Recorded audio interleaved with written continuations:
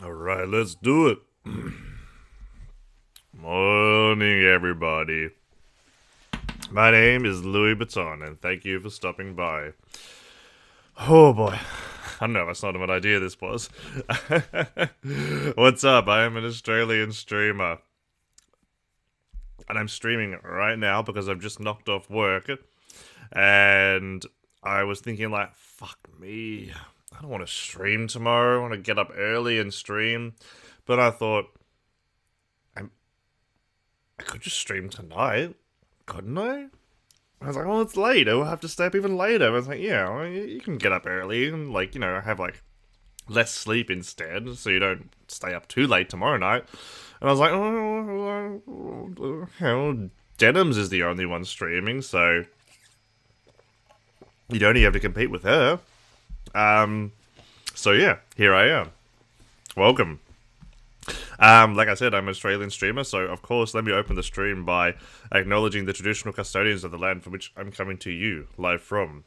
And that would be the Wurundjeri people of the Kulin Nation. I'd like to pay my respects to their elders, past, present, and emerging, and welcome any Indigenous people joining us today.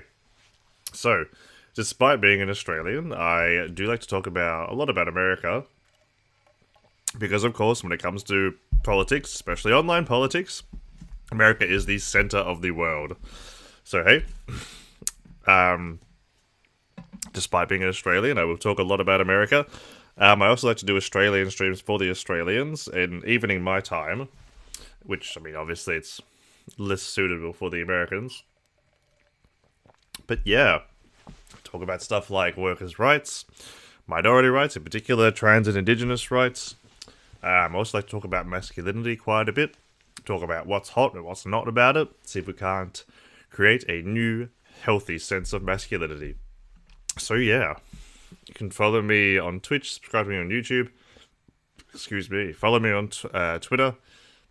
Join the Discord through the link down below. And hey, if you're feeling generous, if you'd like the stream, we've got a couple of extra bucks lying around, and you can see we have our daily dono goal to buy me a pizza. Because hey, I love pizza, but I am a poor student. Like I said, I've just knocked off from work, from my wagey cagey job. Oh, which reminds me, I need to fucking send some messages and shit before I go to bed. That's fun. Work wants me to do this stupid debrief every time after a shift. I don't know why, just because. I mean, it's just another way for management to exert control over me. And the rest of us? Oh, well, what can you do? Well, well, I have a few ideas. So yeah. Oh, it's also... oh wait, no. It's 4th of July, my time.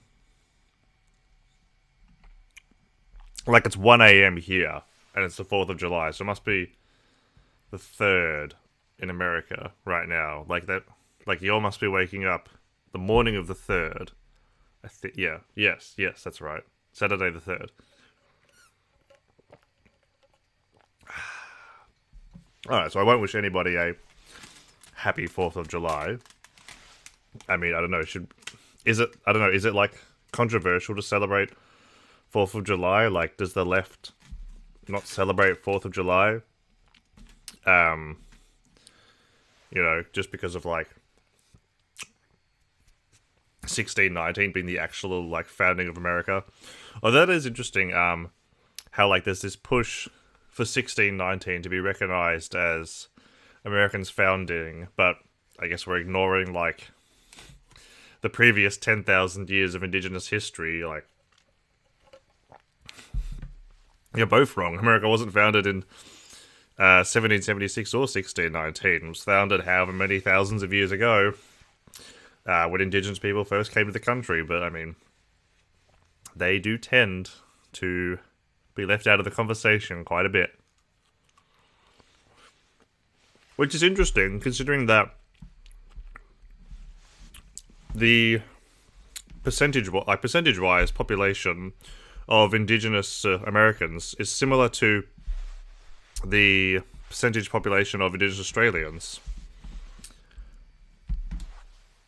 I don't know.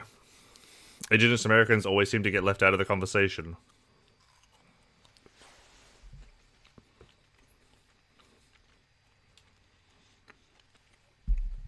I was in somebody's stream the other day. Who was it? Fuck. I can't remember. I was in some lefty streamers chat the other day. And I asked them, why don't more lefty streamers talk about Indigenous Americans? And they didn't really have an answer. Which is, I mean, really sad because I know, like, I'm not intimately familiar with the living situations, the plight, the struggles of Indigenous Americans, but I know enough to know that's not good. Now, like, the serfs talk about Indigenous Canadians, and so does, like, What's Bothering Me Today, that channel. But again, that's Indigenous Canadians, like, I don't know, maybe someone does, but I never see any lefties talking about Indigenous Americans.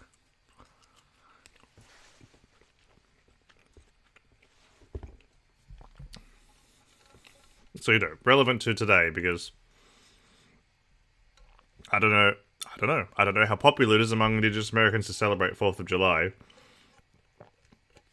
I can't imagine that it's a day that too many of them feel any particular fondness to, because I can tell you right now, January 6th, Australia Day, the day that marks the landing of the First Fleet, is not a day that's looked upon fondly by a lot of Indigenous Australians.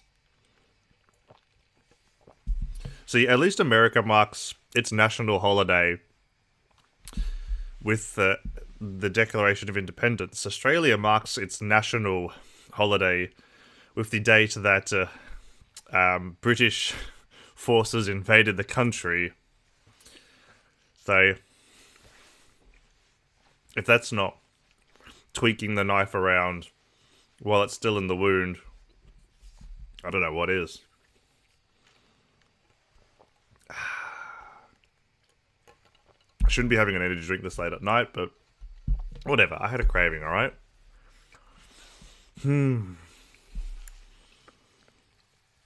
Australians usually is the independence or establishing of a state, not landing on an island and planting a flag. I mean,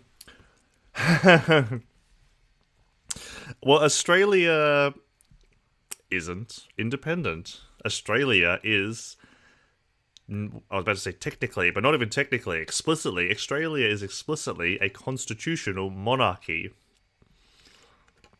I remember, because like I said, I'm a student, and I was reading something, like some politics text last year, and I was reading about Australia, and I was reading about how, it was saying how Australia wasn't a republic, and I was like, oh, hang on, I was like, what? And then I thought, okay, well, yeah, well, we're not a republic. I was like, well, if we're not a republic, what are we? I was like, fuck me. We are a constitutional monarchy.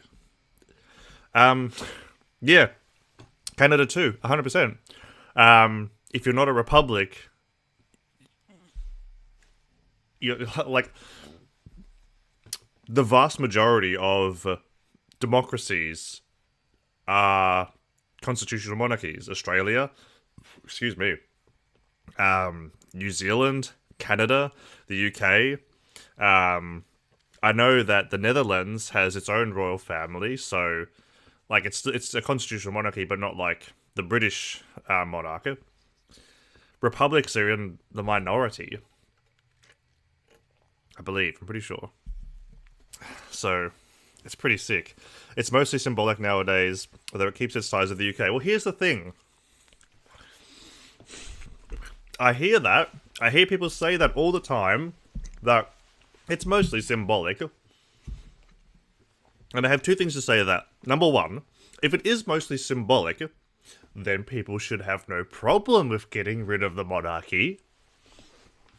And second, it's not mostly symbolic. Like, sure, Monarchs don't have the same power that they used to. Like, a monarch can't say off with their head. But they wield a great deal of social influence. I was talking about this on stream the other day.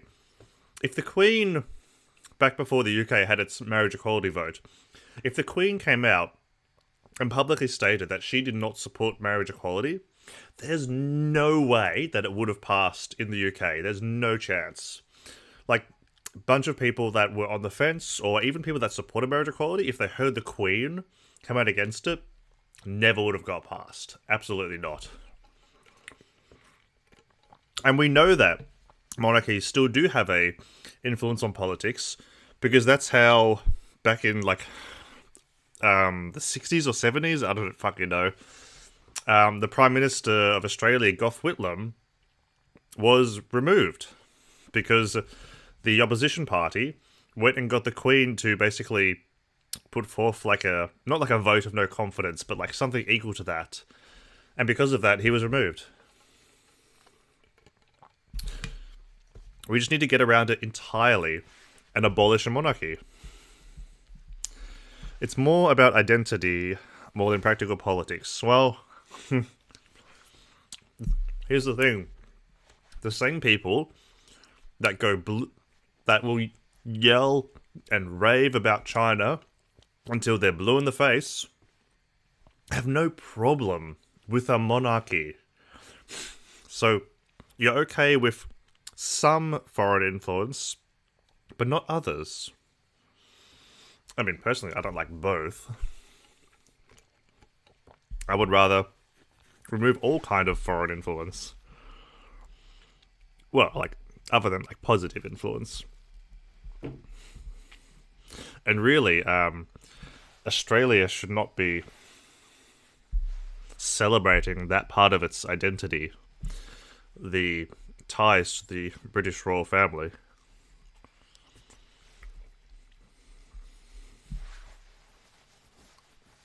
The Queen's not exactly Miss Popular, really? In the UK, or... I don't know. Like, whenever there's a royal baby... Oh, maybe because of, like, Harry and Meghan?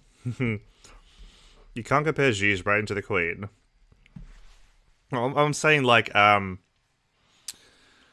right-wing reactionaries will complain, like, by the principle of foreign intervention. About, like, ooh, the CCP is influencing our government. But then they would just clap, like, circus seals for the monarchy. Like, remember when Prince Philip died? Like, everyone on the right was sucking his dick. The same people who are so proud to fly the American flag and celebrate independence from Britain just bent over backwards in mourning for this vampire.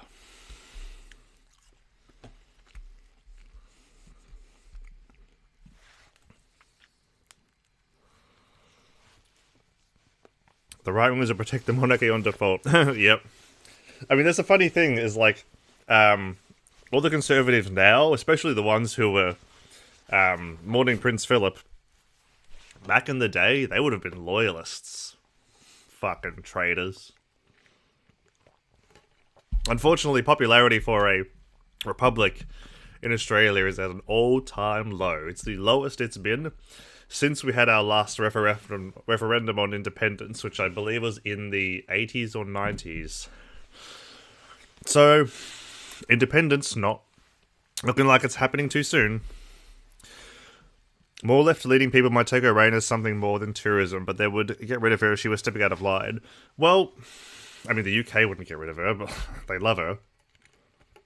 I mean, I'm opposed to a monarchy because I'm a big fan of democracy. I'm a huge fan of egalitarianism, and a monarchy is a threat to that. A monarchy is one of the most explicit examples of an unjust, undemocratic hierarchy. Now, we can talk about, like, oh, there is influence, or times where the Queen's influenced politics. I'm sure we could look at other countries that have monarchies that have influenced their politics. But it's more the principle. It's more the principle of democracy about how undemocratic it is. That's what I have a problem with. Like, excuse me, the UK's parliament has some aspects that are so undemocratic. They have a bicameral system, so they have an upper and a lower house.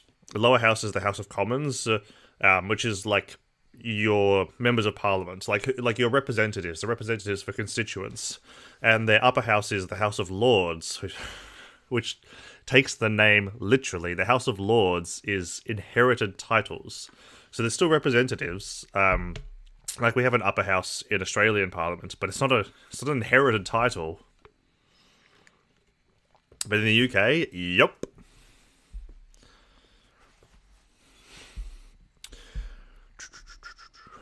I want most Commonwealth to break even symbolic ties. Yes, absolutely. Come on. Abolish the monarchy, disband the Commonwealth, Roblox the Queen. I get it, you're an... like, how do you know someone's an anarchist? I'm from the UK. I love my country, but I don't care about the royal family. Well, I wish that more people thought like you. Unfortunately, like, can you imagine, like, putting forth a referendum in the UK to establish a republic? Like, can we just treat the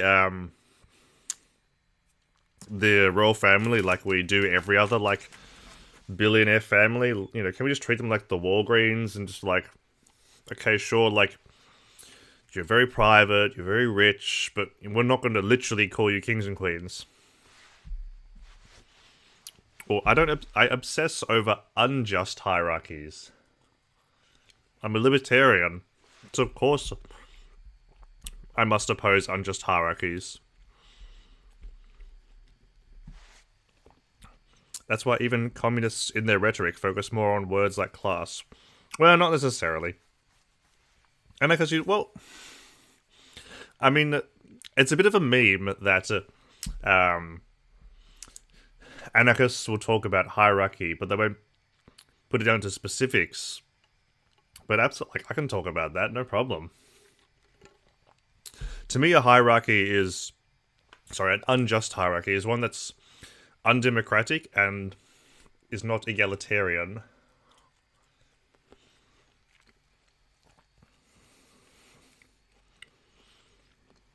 Well, it depends what kind of communists you're talking about. If you're talking about tankies, tankies aren't communists. And tankies don't really talk about class so much. Like, how often do you hear a tankie actually talk about the working class? How often do you actually hear a tankie talking about workers' rights? All tankies talk about is, yeah, tankies are deluded people. All tankies talk about is just neoliberal this and imperialism that.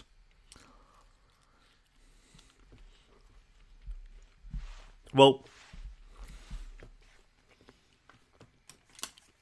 the focus on hierarchies is a very Marxian kind of position. Like a Marxist point of view, like put very simply, is just examining conflict through the lens of an oppressor and an oppressed.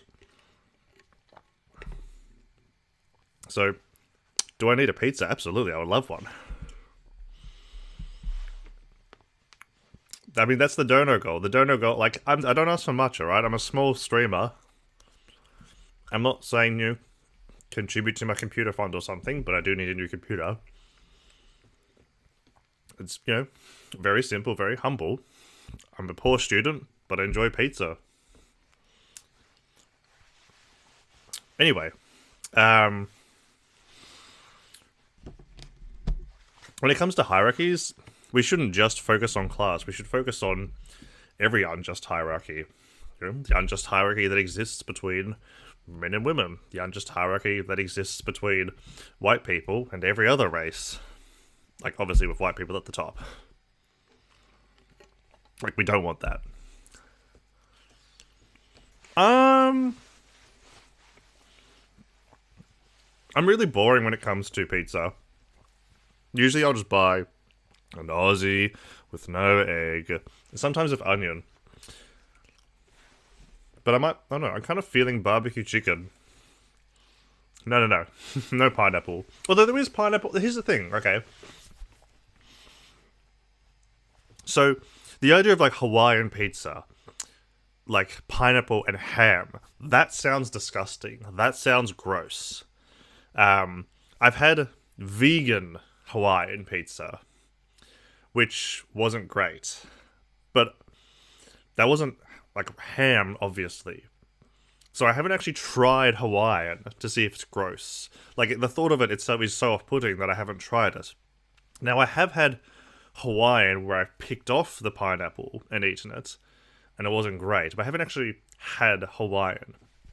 However, when it comes to pineapple on other pizzas, pineapple on barbecue chicken, that does work. Because like the pineapple helps to cut through the really heavy barbecue sauce flavor. So I'm like not to take the centrist position, but pineapple on barbecue chicken, that does work. Pineapple on Hawaiian, I can't say for sure. I haven't tried it yet. It sounds horrible, but I don't think it would work.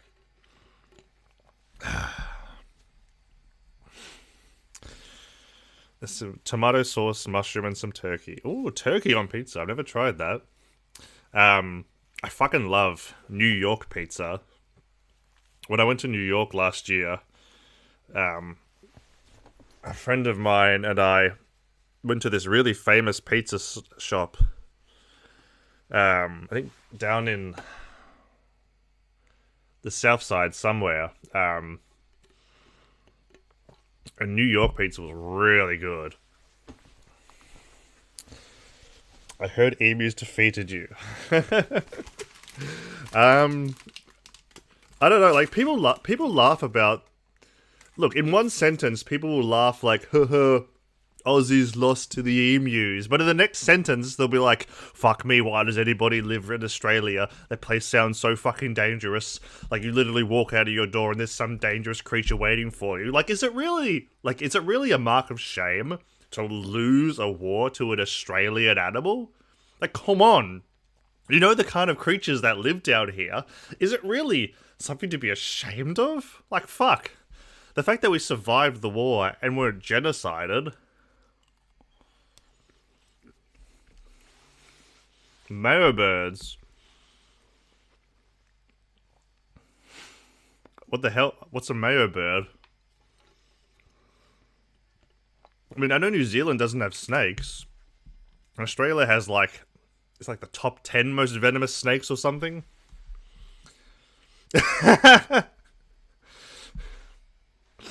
I mean, to be fair, I have never seen the Australian Prime Minister in person. Well, huntsmans aren't venomous, though. Or poisonous? Venomous. Venomous, yes. Huntsmans aren't venomous.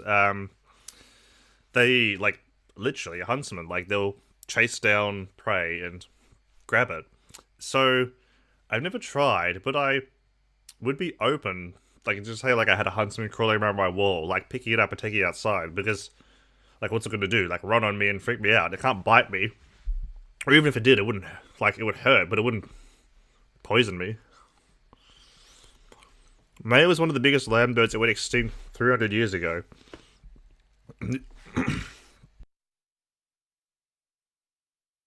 I think I've heard of it. The moa bird. How come it took them, like, up to 300 years ago to go extinct? Like, what were the Maori doing that whole time? And if you know anything about Indigenous New Zealanders, when Europeans tried to colonize their country, they're a tough fucking people. A big reason that Indigenous New Zealanders are hold a much better position in their country than Indigenous Australians do is because they were just better fighters. The Indigenous New Zealand warriors, like back when they first came, they were some hard fucking people.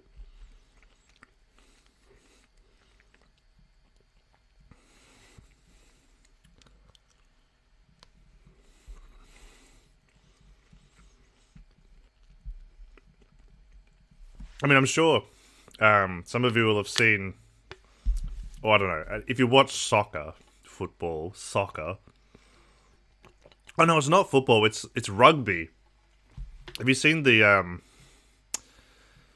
what are they called? Oh, what are they called? What's the rugby team called? Black something. I can't remember. Anyway, they'll do like the war dance before the game.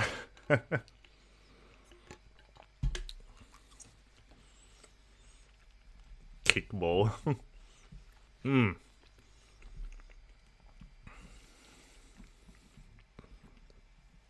Yeah, it's rugby. Anyway, like they'll before they start the game, they'll do this war dance called the haka, which is an actual thing that the indigenous people used to do before going into battle, to rev themselves up and to try and scare their enemy.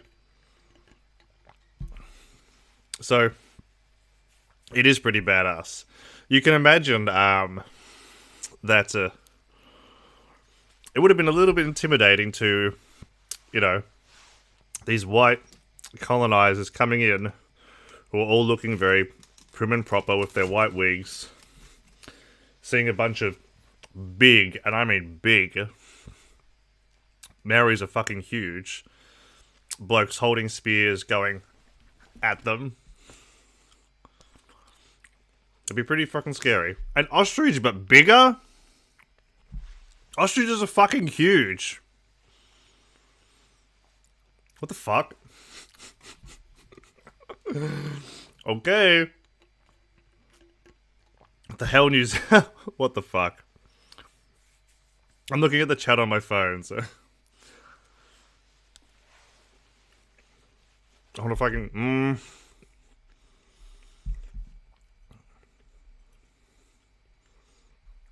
No, I can't risk it. My computer sucks, so if I open a new tab and try to look something up, the stream might crash. So I don't want to risk it.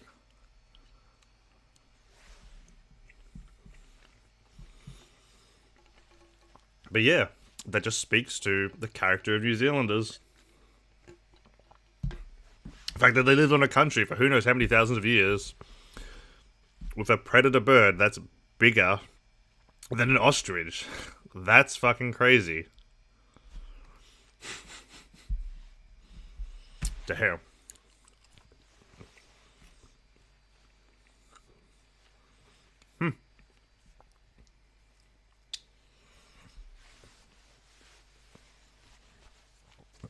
What's up, Okido?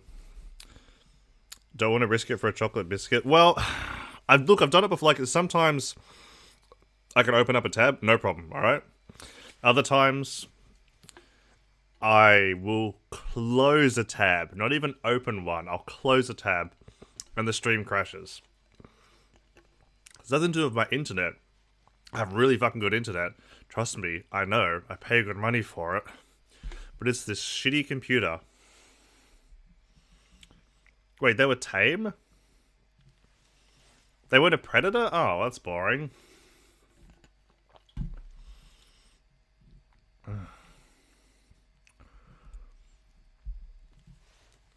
Holland top is a Holland IOP? Is that IOP? Holland IOP is still more dangerous than any animal in Australia will ever be. I don't know, mate.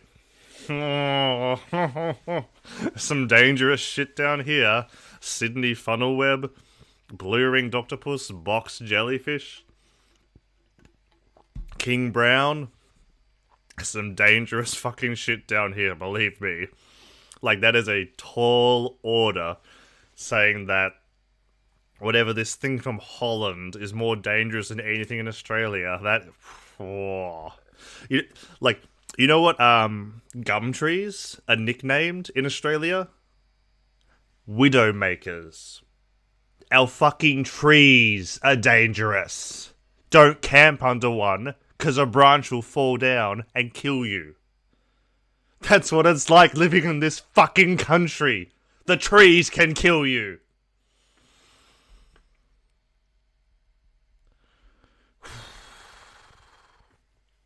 Exactly right. The rule of thumb, if it's the smaller it is, like, the bigger chance it can kill. Because a blue-ringed octopus is like this big. But it'll kill you. Oh yeah, spiders as well. LOP, LOP. Okay. A Holland Lop. What a weird name. Is that a bird? What is that? What kind of animal is that? A bunny? Shut up. No, it's not.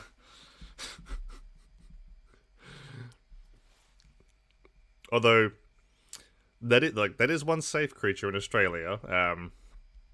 Bunnies, I mean, they are an introduced species, so... What? This is just a rabbit. You're taking the piss. This is just a rabbit.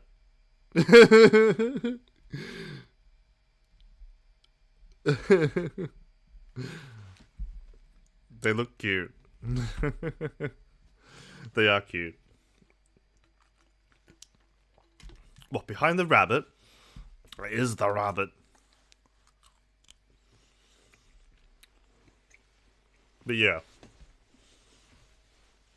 A tree can kill you in Australia.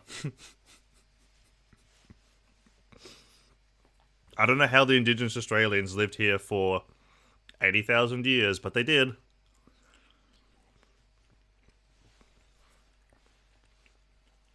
Indigenous Australians are like the Krogan from Mass Effect.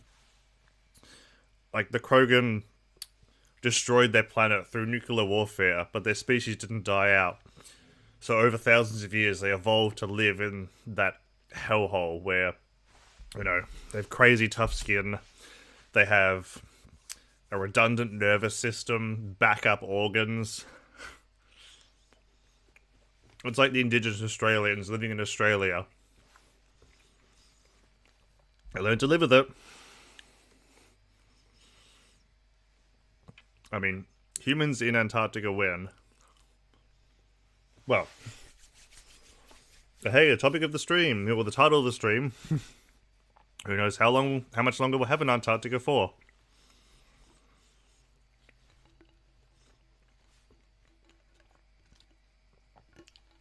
And speaking of Antarctica, actually. Well, this is a bit of a doom stream, alright? But maybe we can find some hope. On the topic of losing Antarctica. So I caught I was waiting for a tram the other day. Because Melbourne has a decent public transport system. No shade, America. And there was this ad in the tram stop.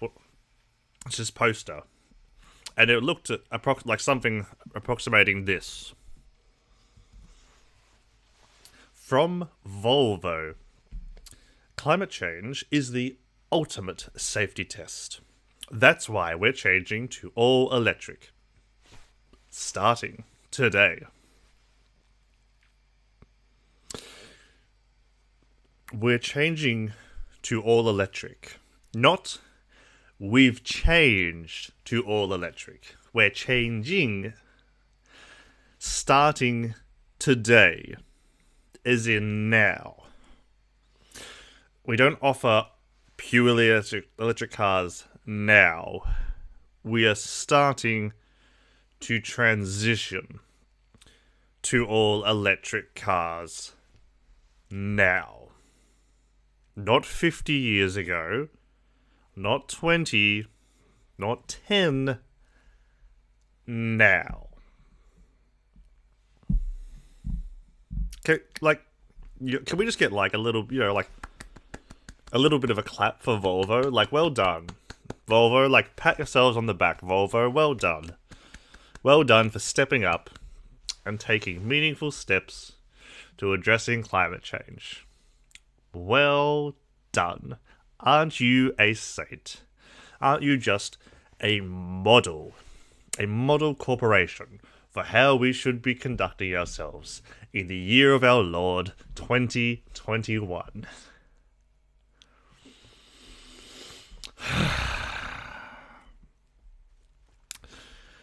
Unfortunately, Volvo, kayfabe aside, shocking, I know, I was so sincere,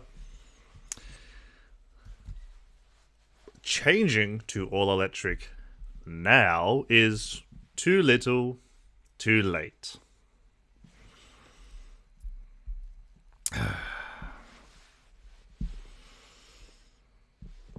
40 years too late, even longer. Like, how long has climate science been around for? Like 50 years? Like the 70s? Even before, like the 60s, I feel. I bet market research shows positive climate change messaging brings sales. Absolutely. Like, that's the thing. That's where my mind was at. Like, they know that, like, people aren't really big on fossil fuels. So, we've reached the point where it's, like, now it's profitable for electric cars. If climate change is such an issue, why are they not banning petrol cars now? Money. Like, it's cheaper. It's cheaper to produce petrol cars. That's all it is. Like, the fact that, like, we haven't made meaningful steps to reorient our transport system around electric cars. We can't suddenly transition because, like, we have all these petrol stations which are set up to work around the system, the power source of petroleum. Like, in major cities, you'll be able to find a charging station for electric cars. But you go out to the country, no chance. They're just not there. I mean, we have, like, an even more meta conversation about how we shouldn't have based our transport system around 5-seater modes of transport that, on average, transport one person, but that's another conversation. We had a realistic chance in the 90s, even if we got our shit together. Like, I mean, there was no chance of climate change being addressed in the 90s. It just wasn't. I don't know. Who knows? Who can say what would, like, who can say the world we would live in if 9/11 had never happened, or if Al Gore had won the election? Surely it's got to be better than dead. Well, a lot of people are still going to die. Here's the thing. Even if tomorrow the entire world went green, we stopped dumping plastic in the ocean, we did every single step possible to be as green and as clean as possible, there's still going to be millions, if not billions, of deaths from climate change. The real dead will be in the global south. We'll feel it much later. Absolutely. Here's the thing. It's going to get a whole lot hotter around the equator. There's going to be massive shifts of population. There's going to be millions of people dying in the global south, which is like such a... All these terms, like global south, first world country, developed country, it's so Eurocentric. Because, like, Australia's in the global south. But anyway, in Southeast Asia, in Central America, South America, in Africa, all these countries are going to be hit harder than Western developed countries. Not because, their position's any different, but because, like, their infrastructure is not as developed. They are less equipped, well, not as well equipped to deal with the effects of climate change. Countries like America and Australia can weather it better because we're wealthier countries. So those that don't die in these poorer countries will instead move. So look what 5 million refugees did to Europe. 5 million refugees sent Europe hurtling towards fascism. Imagine what 500 million refugees will do to Europe. They're coming. Which is why, like, when it comes to Australia, one of the things I really strongly advocate for is for Australia to remove itself from such a reliance on the Communist Party's economy. Try and make Australia more self-sufficient. Try and push Australia further left, because when all of these migrants come from Southeast Asia, there's like somewhere between 400 and 500 million people that live in that area.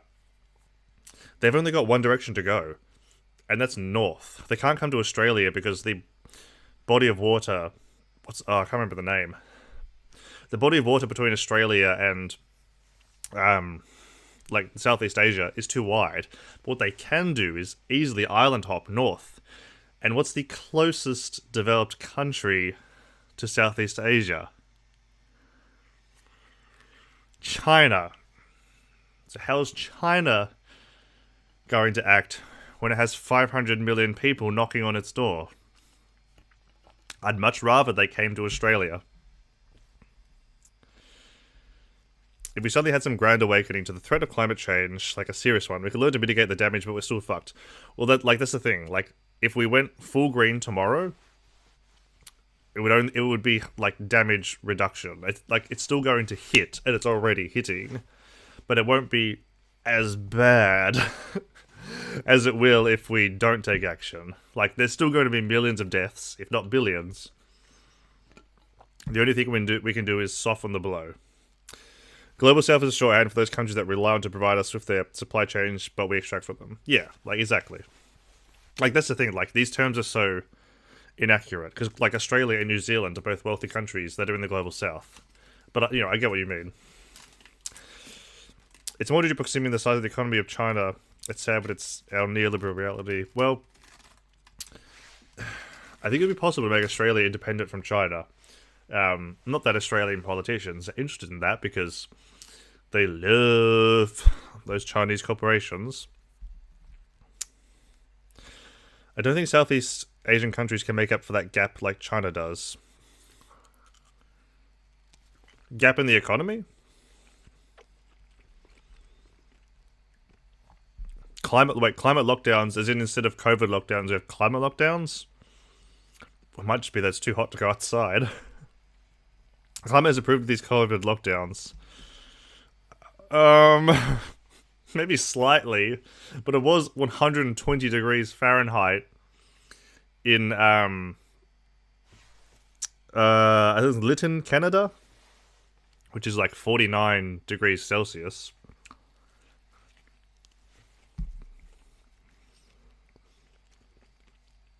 Australia is absolutely dependent on China for its economy, but we could be independent. Pollution has dropped significantly. I mean, it has, but like, temporarily. It's like after 9/11, because so many planes were grounded for a time after, the air pollution cleared up massively. But then it's back to business as usual. Back to pumping out toxic chemicals into the atmosphere.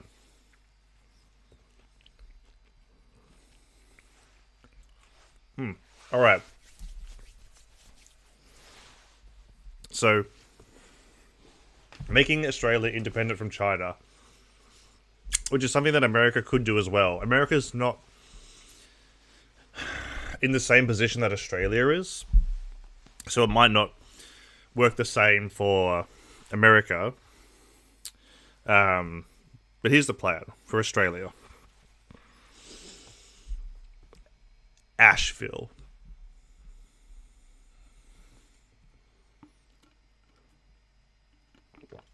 Castlemaine.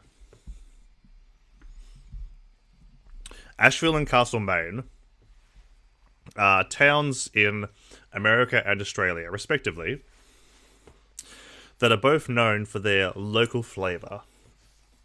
Towns, businesses in Asheville and Castlemaine are all owned locally. They're all owned by the people that live in the area.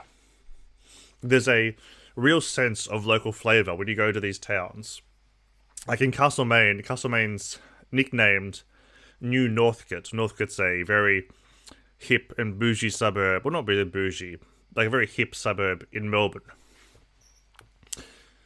Like everything in Northcote and Castlemaine is sourced locally. All of its food, all of its alcohol, all of its furniture, clothing, arts and crafts. All of that is local. Now, what this means is that the people that live in the area and those that come to visit the area I mean, they do pay like more than what you would if you were to go to Walmart or Kmart, somewhere like that, because you're paying for something that's been sourced locally. You've got to pay somebody an American or an Australian wage to produce it. So, yeah, there's that increased cost. But the people that live in Asheville and Castlemaine, I mean, they pay that increased cost. They're happy to pay it because they know that it keeps the local economy afloat. They go to local shops and they pay the increased price because they know that the business owner, in turn, will take their money that they've just earned and go shop at their business. So they all work together to keep the economy afloat. The businesses are owned locally, staffed locally, people spend their money locally, and all the money circulates the economy.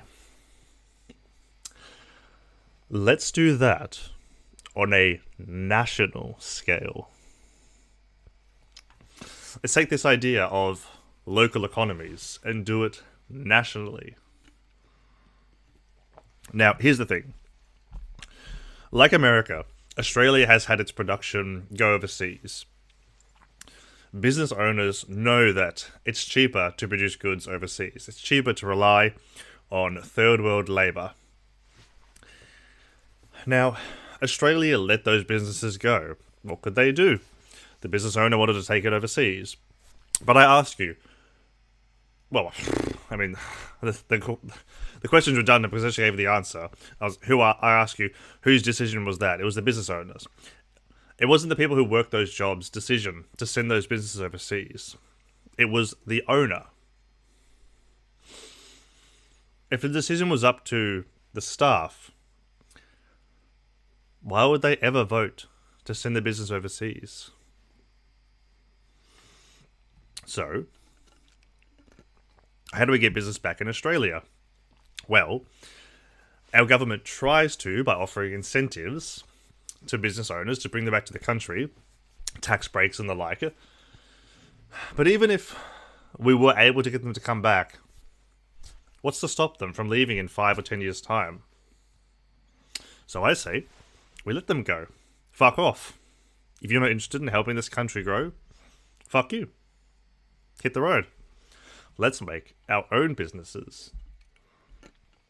Australian owned, Australian worked, paid an Australian wage. Forget a CEO. Let's create democratic Australian businesses, not owned by the government, not owned by some private CEO, but owned by everyone who works at those businesses. This is how we keep the business in the country. Because if it's providing them jobs, why would those workers ever vote to send it overseas?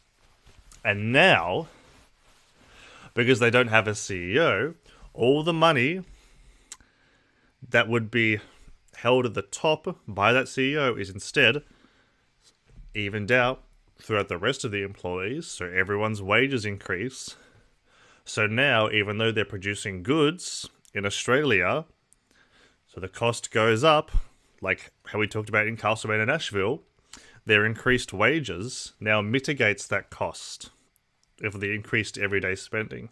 So now we have businesses in Australia owned by Australians, where the decisions are made by Australians, paid an Australian wage, who go and spend their money at other Australian businesses. And the best part is, the cost of Australian goods hasn't increased for Australians because their wages have risen, but the cost of Australian goods has risen for other countries. So other countries that want goods at an Australian standard, they have to pay for it. And I know that other countries will want goods at an Australian standard, even though they could just go buy it cheaply made in some other country. Because we already have goods where people will prioritize the better made one. Like guitars is a great example. You can buy a guitar from Korea, Mexico, or America. And a serious guitarist knows the best guitars are made in America. So that's the plan.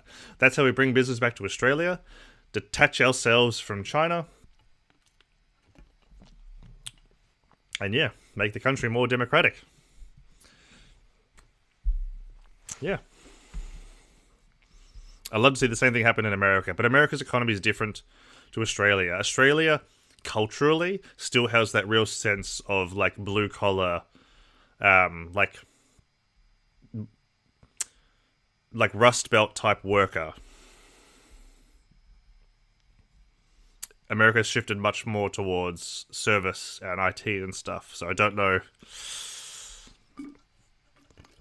I don't know how that would go.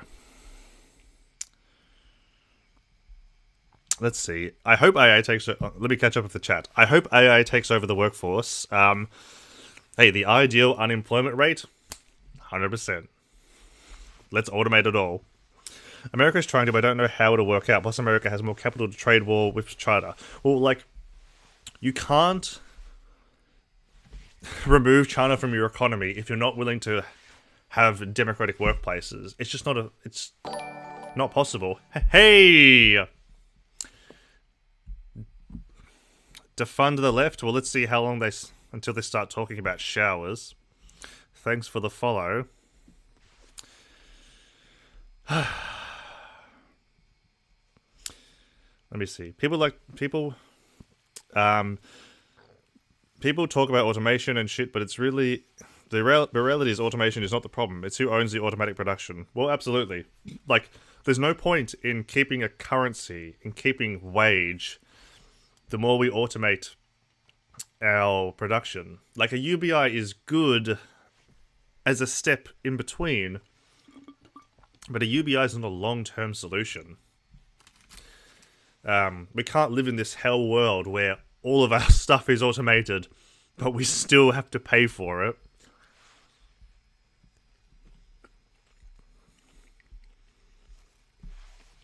Some Amazon Prime vans are fully electric. Well, thanks, Amazon.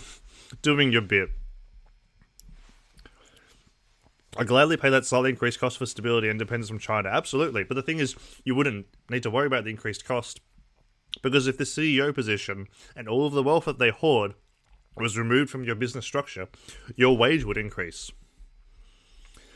Are you socialist? Mate, you've been here a while, and you're only just asking that now? Already talking about UBI in the UK. I mean, I do support a UBI, absolutely. It's just not a long-term solution.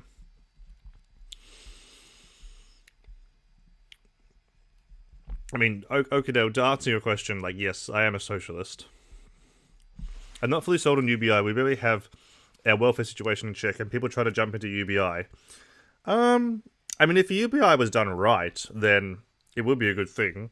If you legitimately did provide enough resources for people to be able to have accommodation, healthcare, clothing, food, bills, etc. covered.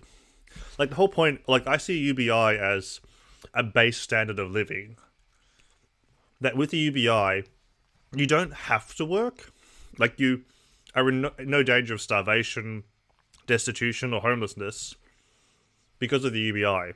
Now, you don't have a good life, you don't have luxury, but you at least won't be destitute. That's what I see a UBI as. Social credit system? Oh no, oh no. Let me give you all a little tip, alright? Which surely you would not need to use. So, facial recognition technology can see through both sunglasses and face masks. A bunch of the rioters at the January 6th riot at the Capitol building, they were wearing hats, sunglasses, and masks, and they were still able to be identified. Facial recognition can see through that shit. If you actually want to mess with facial recognition technology, then paint your face up like a juggalo. So juggalos are fans of the rap duo ICP, the Insane Clown Posse, and facial recognition technology doesn't work. It can't recognize your face under juggalo face paint. Because, like, the black paint over the nose, like, facial recognition, it doesn't expect there to be like this black void where the nose is. And, like, there's also, like, this black line here. That confuses the position of the mouth. So, if you're worried about social credit and facial recognition, paint your face up like a juggalo. Which, I don't know, like, it kind of conjures up this horrible image of protests in the future where people protesting government authority instead of, you know, like the classic red anarchist bandana covering their face, everybody's instead painted up like clowns. I guess Joker was more prescient than we thought. Wait, are you serious, Mental DJ? The UK is actually talking about social credit. Fuck me. Oh.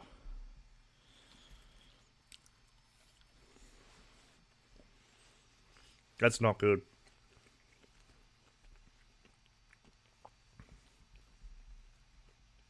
A silent genocide. But you won't say more, but I'm curious. UBI would get rid of homelessness. UBI would only get rid of it would prevent homelessness. Like, the thing about, like, homelessness is it's not a poverty issue. It's a mental health issue. Like, a UBI would be good. Like, it's one of the pieces of the puzzle to solving homelessness, but a huge chunk of that is mental health. Without mental health being properly addressed, not only can homelessness not be solved, but it can't be prevented. There needs to be wide available, easily accessible aid for people to address mental health if we want to combat homelessness. Now, if we expanded social housing, give people a place to live, support them with UBI, support them with mental health assistance, these are the kind of steps that we need to take to address homelessness. Now, like, a UBI is part of that, but it needs to be a holistic solution. Hey, actually, a fungus, thanks for stopping by. There's ways I don't storm any government buildings, so I don't need to be the no. Well, like, I mean, who knows? Your country might end up like China, where there's social credit cameras everywhere, so if Australia ends up like that, then I might be painting up my face like a juggalo every time I leave the house. Just giving people money isn't the sole solution. Yeah, absolutely. Free housing to the needy is... Absolutely. But not just, like, free housing. Creating very easily accessible pathways towards that. There needs to be a much greater degree of outreach towards, like, vulnerable communities like the homeless. Like, social... Like, again, like, that's just another piece of the puzzle.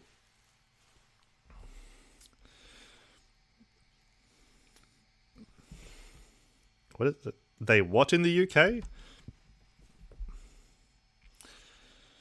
It's not the old Soviet communal projects. Oh god. Oh no. Yes, no, we don't want that, alright?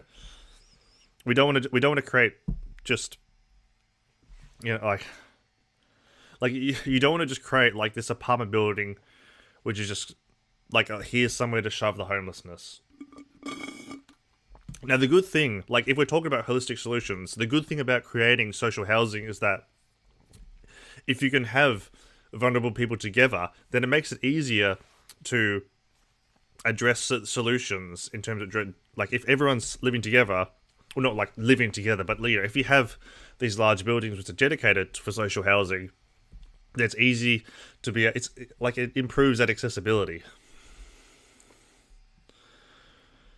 The UK is better about that than the US when you've got millions of empty houses. Well, like, yeah. I mean, what are you doing, US? Seriously. Burn it all and let some new sapient species evolve. Yeah. Look, like, if Thanos rocked up tomorrow and snapped his fingers twice, I wouldn't complain. I live in Poland, we had these. Oh, man. Also, what the hell's up with Poland swinging so far right? Mental DJ, aren't the Tories in power at the moment? They're the Conservatives, right?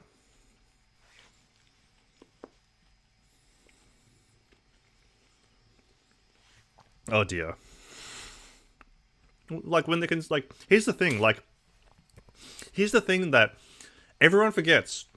Every election cycle, everybody forgets that Conservatives don't solve problems.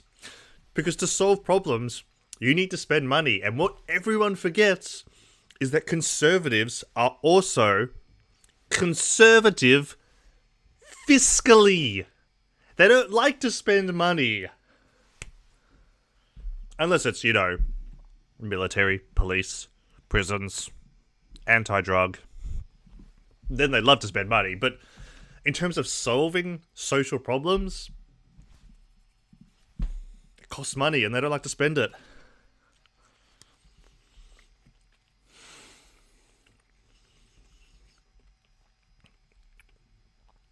Actually, Fungus, when it comes to mental health funding, this is where I have like a whole lot of faith in Zoomers. Because even more so than millennials, Zoomers understand how imperative mental health is. I feel like that's something that's going to be at the top of the Zoomers that get into positions of power as priorities. I have a lot of, when it comes to addressing mental health, I have a lot of faith in meaningful change being made. It's complicated, but Christian nationalism... Oh, great. Christian nationalism. Whew. Conservatism to exist, it needs a crisis. Well, that's... I don't know. Not conservatism. Fascism needs a crisis. Fascism can't exist in peacetime.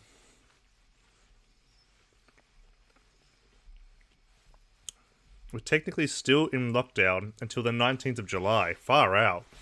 How's the UK's COVID situation going at the moment? Because I know for ages it was really bad. I remember talking to somebody in Ireland a while back, and they were in lockdown.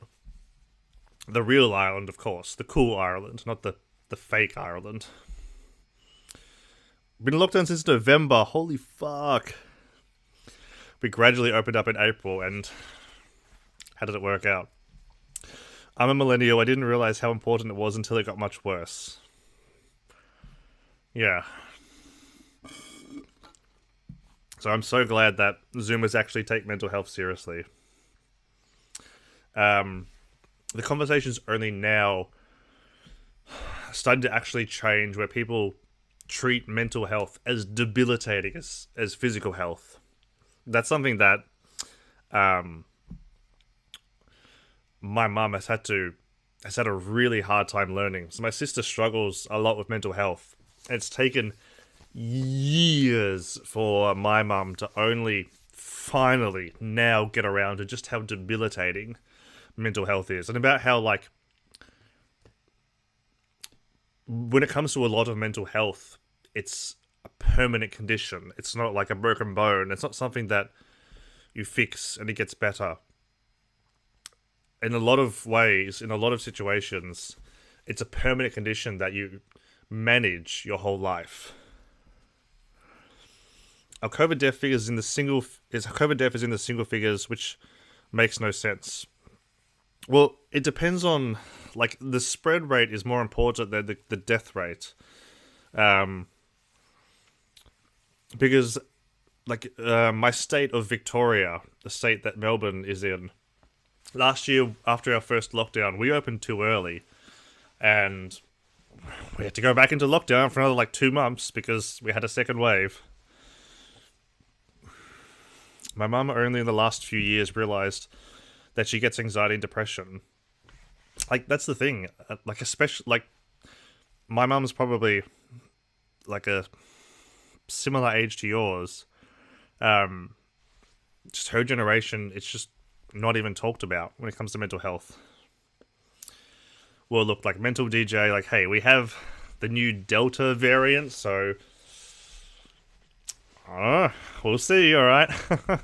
Here's the thing. Like, I don't want to scare any of the Americans in chat, but America is opening pretty fast, and I think about half the country's been vaccinated, and apparently, I've like seen news article titles. I haven't actually read through, but it might be the case that the vaccine isn't so effective with the Delta variant.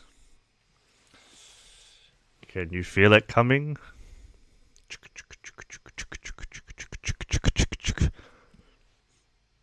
Round 4. Start. Fourth wave. It's coming. She just thought it was normal shit everyone has to deal with. Well, I don't know. Like, that's the thing. Mental health is so common that it really is normal. Like, I'm really lucky. I'm very neurotypical, very normal mental health. But like, here's the thing: I could suffer like a death in the family that would, create trauma. When it comes to like stuff like anxiety, depression, that's not something, thankfully, that I suffer from. But this stuff is so normal. It's so common. And despite how common it is, the conversation still isn't at a place where it's been meaningfully addressed. Guess what they're reporting here? People who have been double jabbed will be likely hospitalized in winter. Called the Dark Winter. We have a new variant coming now. Oh, fuck.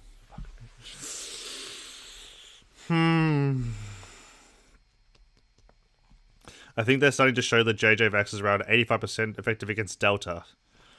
Oh. Look, I'm not usually a doomer, but I am a bit of a doomer when it comes to COVID. Like, all this talk about, like, oh, it's safe to open up the countries, the rates are so low, we have the vaccine. Look, like, Mental DJ, like, he won't like it, but I would agree with the government stance on being very strict with lockdowns and being overly cautious, because, I mean, the only way to know for certain to get the cases down, like, is to just straight up prevent the spread. Like, sure, we can vaccinate. That's good. We should vaccinate. But the only way we can actually know for certain is of a lockdown. Lambda variant? Oh, fuck me. Oh, God. It's coming. I don't think we should open up just yet with only 60% of people vaccinated. Absolutely not. And tomorrow is, 4th of July. With a lot of the country going to be, a lot of the country still not vaccinated. And yeah, a lot of people just heading out and about and seeing their family. Now, admittedly, it's not going to be anywhere near as bad as Thanksgiving was. But we'll see.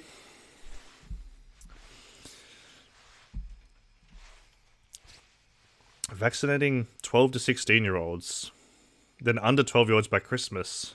Well, hey, at least you're getting vaccinated, alright? Because in Australia, I think less than 5% of the population has been vaccinated. Australia is on track to be... Australia is last in place among wealthy countries to receive the COVID vax.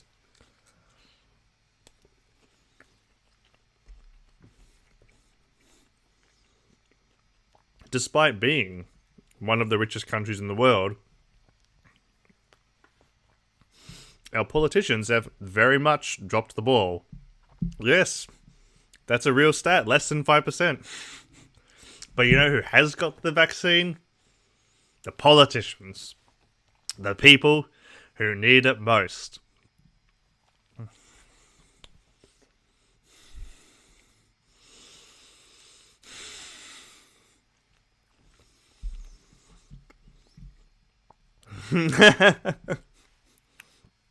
Hey, all right. That is, one instance where America has trumped, no pun intended, the rest of the world. I was talking to my cousin in America a few weeks back, and we were talking about, or she was telling me that she'd just received her second jab, and she's 16. Because she would tell me that she told me before, like now, like I don't know, like under 18s or whatever, were eligible for the vaccine. So she was telling me that she got her second jab. And I was like, well, no one in Australia has been vaccinated. And then I told her, like, oh, except the politicians have. Sorry, actually, a fungus. And I was saying how politicians should be last in line to be vaccinated. And she was kind of like, oh, it's a bit harsh. But I was like, nah, like, come on. Politicians should not be prioritized. Like, their health should not be prioritized. Politicians don't lead the country. They don't lead people. They're not our leaders. We talk about them. We use that kind of language to describe them, but they're not our leaders. Politicians should not occupy a class above the rest of us. If they do occupy a class, it is the lowest of the low. A politician should exist in a class below the poorest, most destitute person who lives out on the street. Because at the end of the day, politicians still represent that person. That person still lives in the country that they're supposed to represent. So, a politician should not receive the vaccine until it's available for everyone.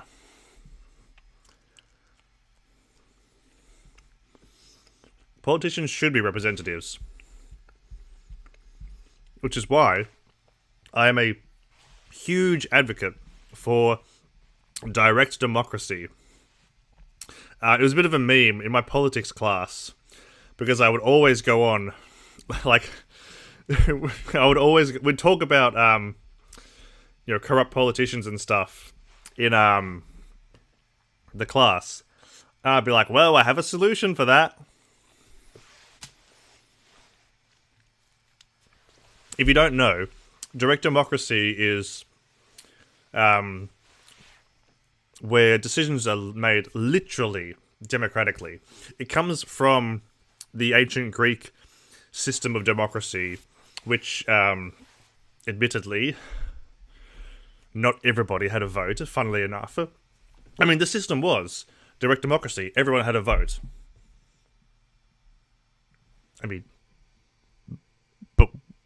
But no poor people, right? Like, we can't give them the vote, But other than that, everyone had a vote, okay?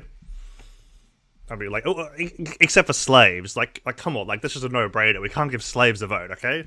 But other than that, in ancient Greece, or in ancient Athens, everyone had a vote.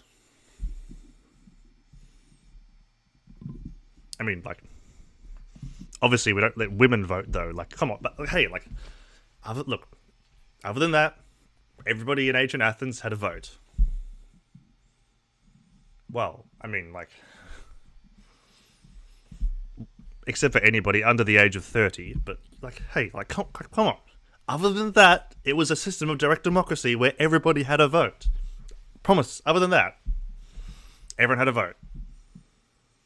Well, foreigners couldn't vote. Like, come on. Like, that, like, they don't even go here. Like, come on. But other than that, like, everyone in ancient Athens had a vote. Yeah, like, I think that's where we draw the line. Anyway, but, like, that's the idea of direct democracy, where literally decisions are made democratically. Right now, we elect our politicians and hope that they go ahead and do what we want. Look at Obama. Obama ran on the promise of Medicare for all, closing Gitmo, ending the war in the Middle East, and how much of that got passed? What was, like, as soon as I sit down in that chair, I'm gonna sign an executive order and close Guantanamo Bay. Guantanamo Bay remains open to this day. And last time I checked, Americans don't have Medicare for all. So, making a system of direct democracy work in the modern age, obviously it's a bit trickier than you kind of everyone file into the town hall and raise their hands. We're talking about populations in the millions, hundreds of millions. I envision some kind of app. Design some kind of government app where we give everybody a phone, we standardize internet access across the country, and then, you're walking around, you get a notification on your phone, it says something like, your representative is voting on X policy in 2 weeks' time. Would you like them to vote yes, no, more information? And however the majority of the constituency votes, the representative has to vote that way. Now, the representative still gets their own vote, but they get one vote, same as everybody else.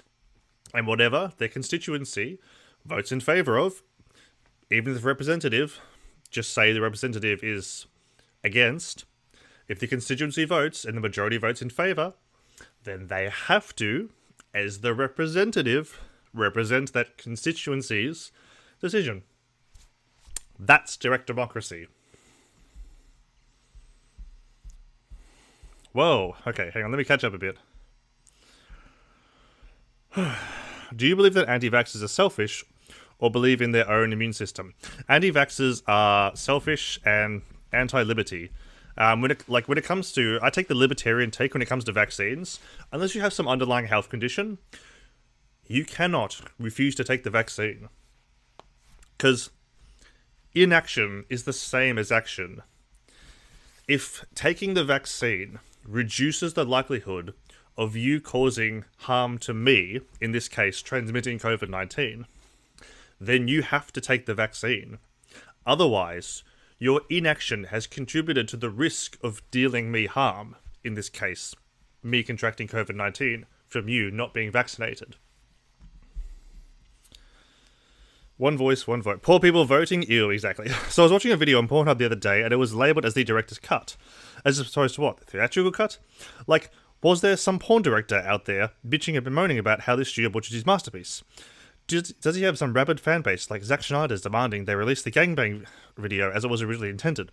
Was the colour grading on the foreskin and C-section scars just totally wrong until the director's cut corrected it all? I ask myself these questions almost every day. I mean, these are the kind of questions that keep us up at night.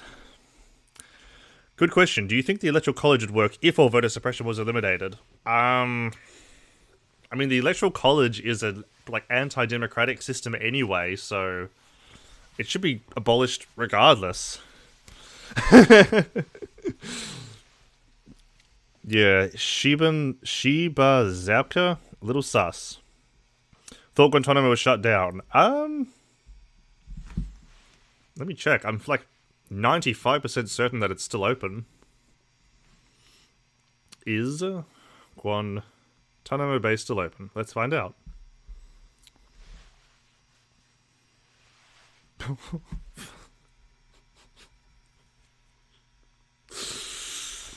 In January 2018, US President Donald Trump signed an executive order to keep the detention camp open indefinitely.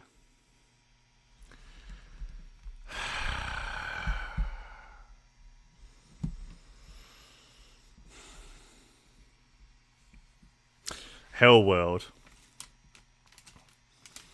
Just bake me into a fucking pie already. So what should happen to anti-vaxxers? Millions of them. They take the vaccine. I watched this podcast called Deep Fat Fried, which, if you haven't heard of it, you might have heard the guys on it.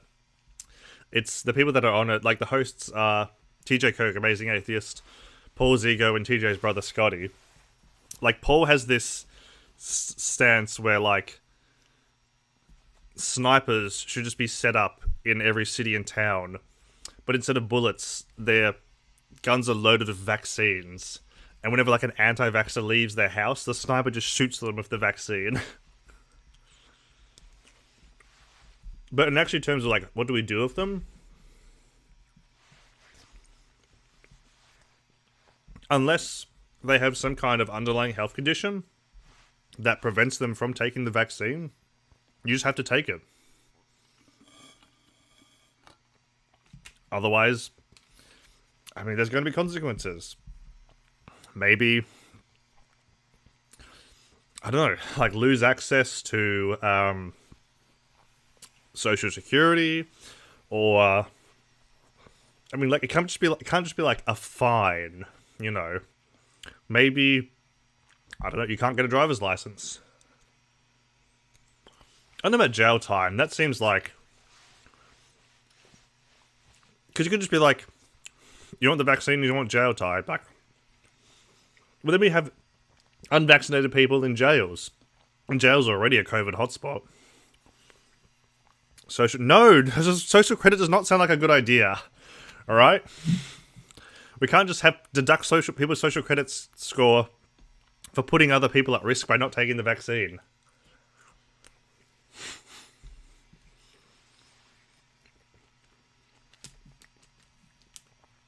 Something like a fine, that's like a once-off. It has to be like some kind of ongoing obstruction.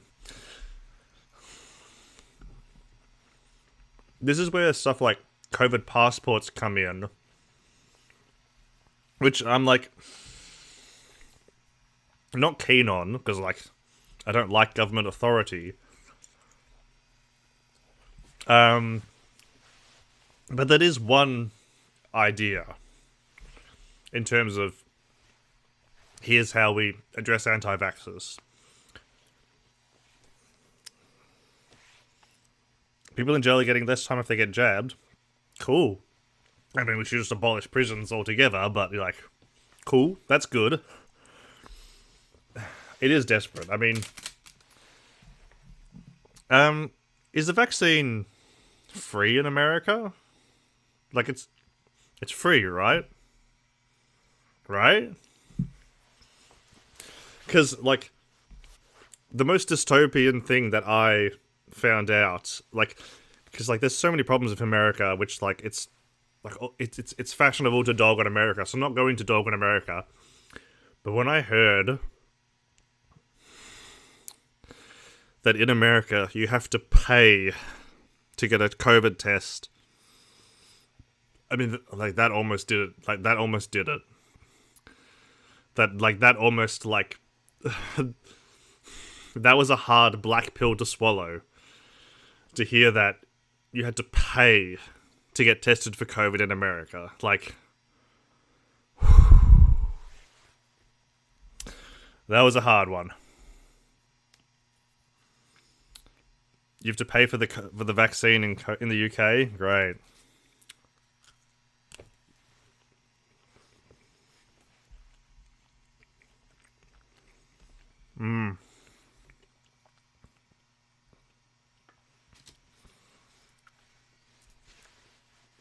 I mean, non-violent people...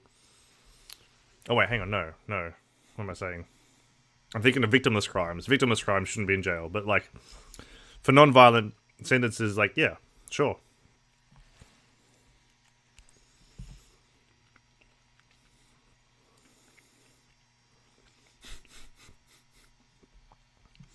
Hey, conservatives don't make up half the population. Conservatives make up a third at best.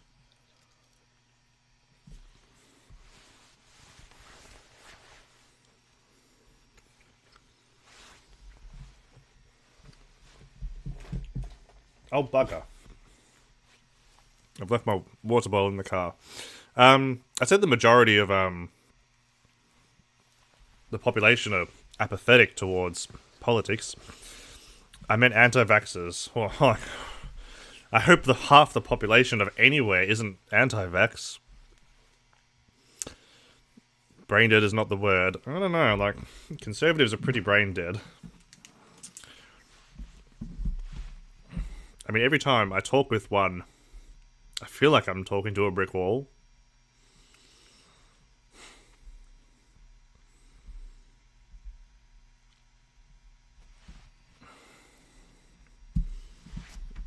Give me 2 secs, alright? I'm just gonna run to the bathroom, and then we'll take a look at something else.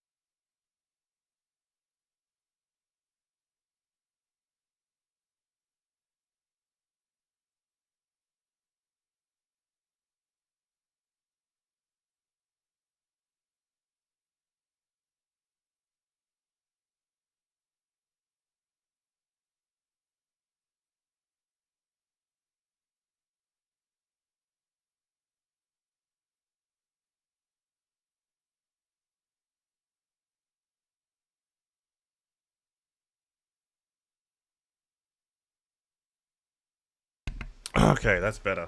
Sorry about that. I have smart best friends that told me they aren't getting it ever, despite me debunking their worries. Well,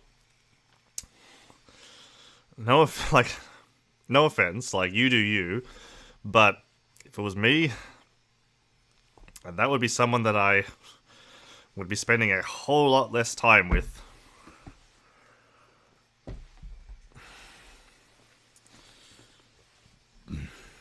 I had to distance myself from so many people. Close because of it. Yeah.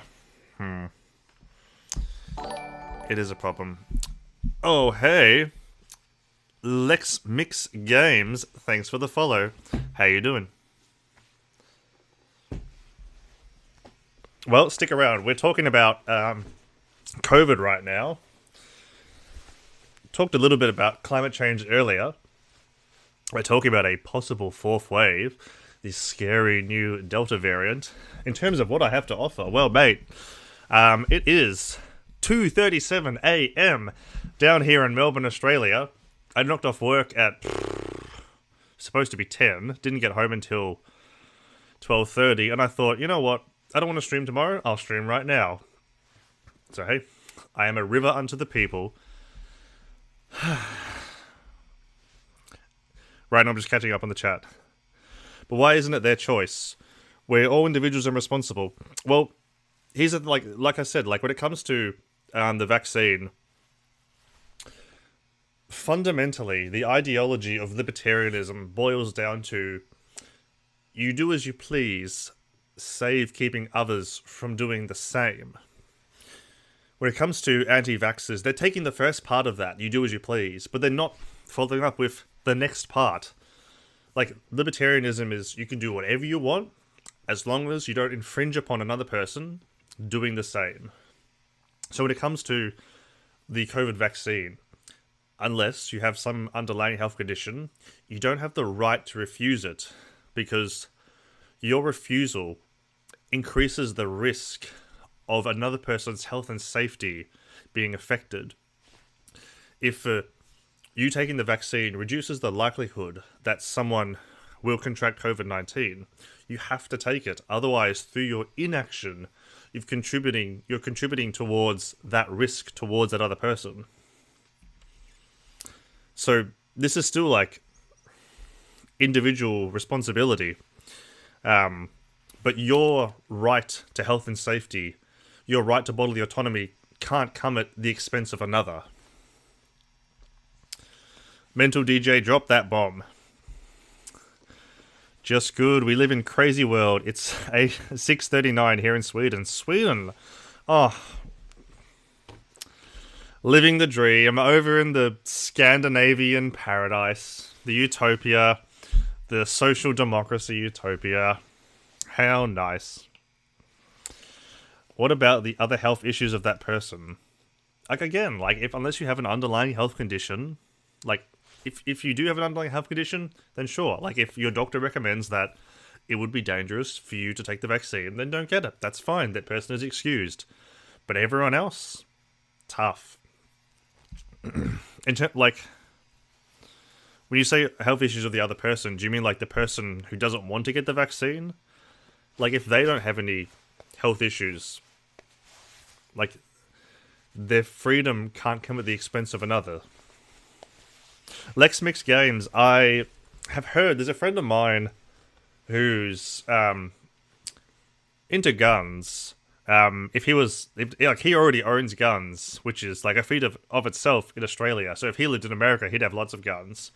But I know that he's talked about in Sweden, they have really smart gun regulation. They have just as much guns as America does, but because they treat guns like the dangerous tools that they are, they're very smart when it comes to gun safety, gun responsibility, and gun knowledge. They don't have mass shootings.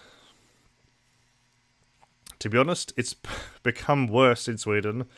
Looks like we have a dictator named Levon. Oh, man!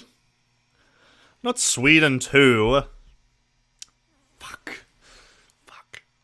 God damn it.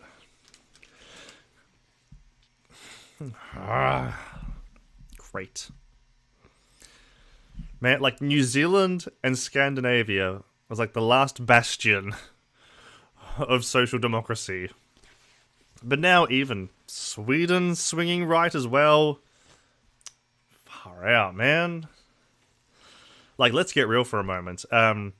There's a global democratic recession.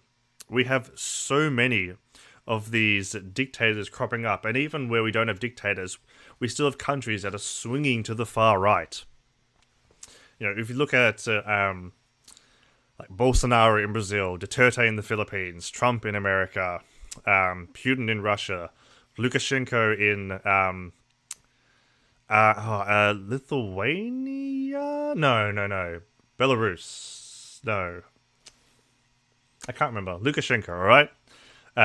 The quote-unquote last European dictator. And then we have other countries like Hungary and Poland that are swinging to the right. Apparently now Sweden as well. Oh, sorry, mental DJ. I haven't set up commands, but if you would like to donate, give me 2 seconds. This link is in the description, or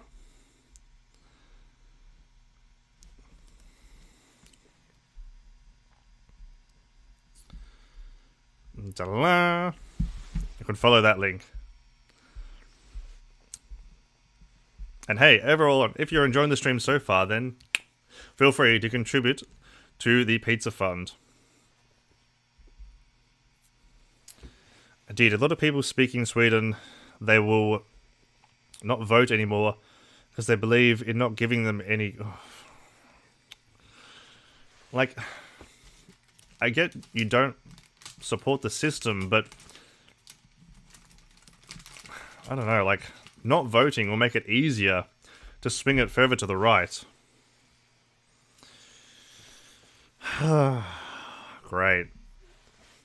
I think it was Denmark or Norway that I remember hearing a few years back that the Progressive Party had taken power, but to achieve a majority in their parliament, they had to form a coalition with like a far-right fascist party, which happened in New Zealand a few years back as well.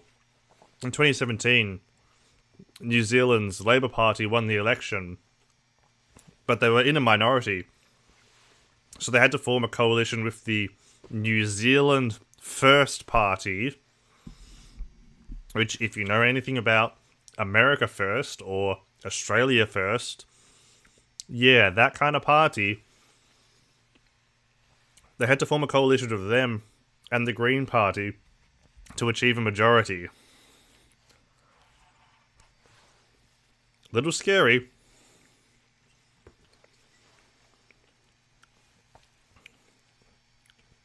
Parliament voted Levon down, but looks like he'll come back.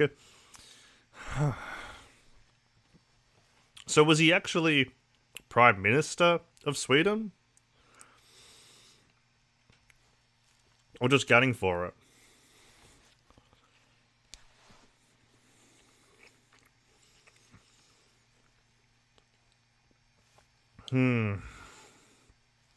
Far out. Great. Man. Lex Mix, you've ruined my day, alright? Like, this whole time, I was holding on to hope that, you know, countries like Australia and America and the UK experiencing a democratic recession. The far right is gaining power in these countries, but at least we have New Zealand and we have Scandinavia. And now you're telling me Sweden's going that way as well? Man. Fuck. Okay. Alright. This isn't a hope pill. But let me tell you, this is nothing new, alright? Socialists have been losing since the Enlightenment. This isn't, you know, you can't lose when you haven't won in the first place, alright? So, hey. I had a friend of mine, this is actually really cool. Okay, here's a bit of a hope pill. A friend of mine, a while back, came out to me that they had recently become a socialist. And this is like a political friend where we've talked about politics in the past. They used to be very much a liberal. But a few months back, they told me that they'd started to watch Hassan. And I didn't say anything at the time. I bit my tongue. But in my head, like, all I could think was, like, this guy, he's a liberal. And he's watching a communist. Hassan's a communist. So I didn't say anything. And then the other day, like, I don't know, a week or so ago, we were talking about, like, streamers and stuff. Oh, it was when, it was the whole thing with Sam Cedar and Steven Crowder. And we were talking about it together. And he asked me, like, oh, what do you think of Vosh? And I'm like, he's, like, watching Hassan and Vosh now. And he's like, yeah, like, they've pushed me left. Like, I'm a democratic socialist now. So, yeah, very cool, alright. So, he listened to them, and then moved him over. And, you know, it's funny, but, like... the whole point of this is that, you know, we were talking about the Australian election, which is supposed to happen this year, I think. It's very different to America. We don't have an election, like, our election season is 3 months long. We were talking about that kind of stuff, and I kind of wanted to say, you know, like, you're a socialist now. Get used to using.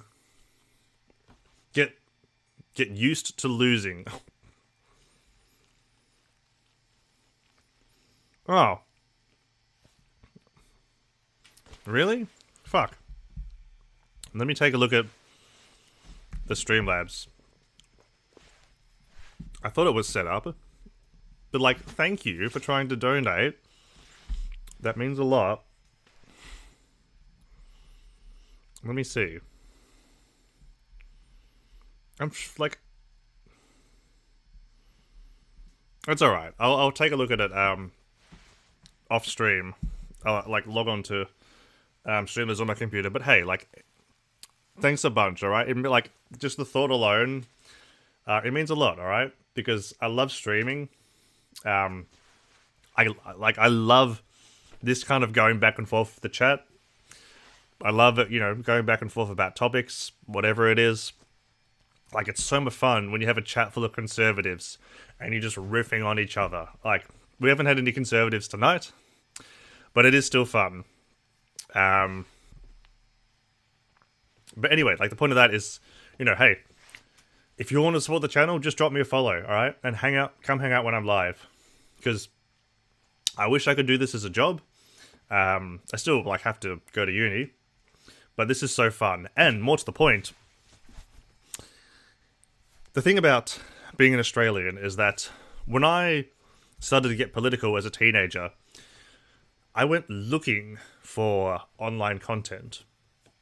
Back when I was a teenager, we didn't have BreadTube. We didn't have online streamers. The only reason that I found the online political community was because I went looking for it. But what do you notice about the vast majority of online streamers?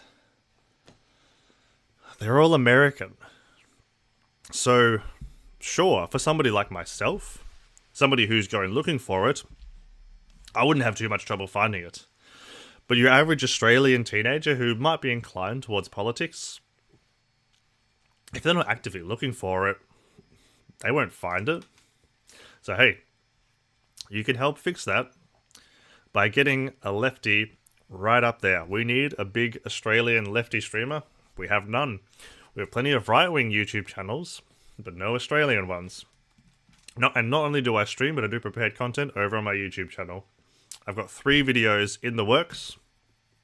One of them is one that I've been planning to do for ages, which I actually am legitimately getting around to making. It's going to be a fun one on Amazon and their history of anti-union tactics. I keep saying my info is wrong, but I triple-checked each time. I don't know, it might be a problem on my end. I'll check if the PayPal is all sorted out after stream. Happy 50th birthday to Julia Assange. I did hear that, and I was going to mention that. I forgot about that. Like, absolutely. Where we go, one we go all. A bit of a sus name, but, like, yes. Like, absolutely. Solidarity with Assange. Some people might not know, but Julia Assange is actually Australian. And I believe... Is he from Melbourne or is he from Sydney? I don't know. But it's disgusting that the Australian government is not demanding his return to Australia.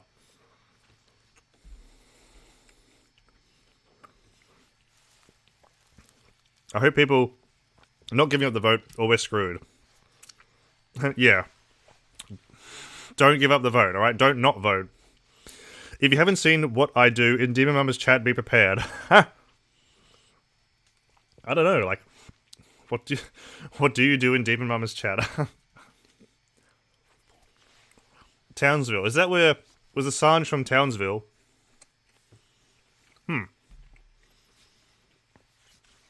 Okay. I wouldn't think he's from Queensland because he's not a Nazi. Not that all Queenslanders are Nazis. Not all of them. But yes, it is, when it comes to this, see, here's the thing, like this is kind of relates to direct democracy, like I was talking about earlier, the idea of whistleblowers. Like, governments shouldn't have secrets. Like, excluding information that, like witness protection program kind of information. Other than that, governments should not have secrets.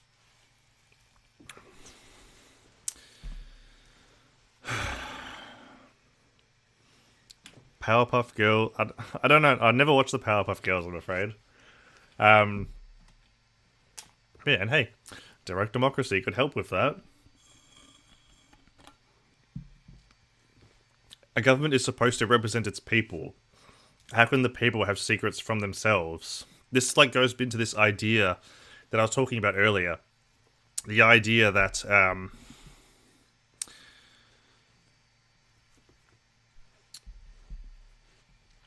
like, politicians aren't supposed to be leaders. Like, this is the concept of servant leadership. Like, you're in a leader role, but you're a servant. You don't lead, you serve.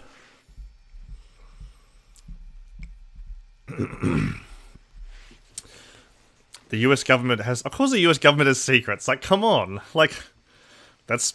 Like, I've read... I haven't read it cover to cover, but I've read a lot of Edward Snowden's book. I would recommend everybody get a copy of Edward Snowden's book. Oh, fuck, what's it called? Permanent Record. It's a really good book. It's not so much about the information itself that he leaked. It's more about his life, like before, during, and after he released all of the information about the NSA. It's great. It's a very harrowing book to read. Um, you really feel his horror in his words, his horror over the extent to which the public is spied on, the extent to which their privacy is invaded. Great book. They made it into a movie recently, but absolutely read the book. Fantastic book. The PPG live in Townsville. Who's the PPG? Oh, Powerpuff Girl. Wait, Townsville? Oh, Townsville's like an actual town in Australia. I hope to seek asylum in Australia, to live as a disabled person. You're not worth anything in Sweden anymore. They don't provide care now under COVID. Really? Like, Sweden doesn't have a social safety net for the disabled? That's really fucked up. Like, at the very least, like, a social safety net needs to exist for the most vulnerable people in society, like the disabled, the elderly. That's really fucked up. Nazi German scientists formed the CIA. I don't know if they formed the CIA, but like America absolutely took their pick of the Nazi scientists. What's the joke from is it Doctor Strangelove? Like, our Nazi scientists are better than theirs.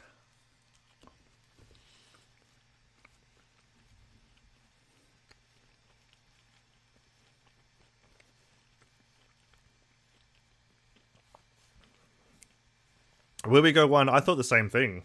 Yeah. I thought the same thing about Sweden. I was talking to my mum the other day. She was telling me how she watched a documentary on Finland? Or was it Denmark? It might have been Finland. And she was, just talking about all the aspects of social democracy. About how they have good education, good social safety nets. Yeah, and about how they have such a high standard of living.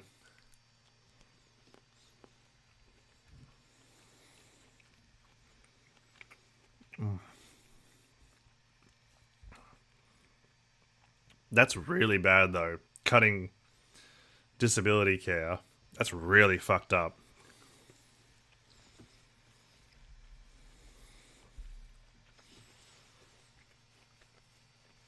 Far out.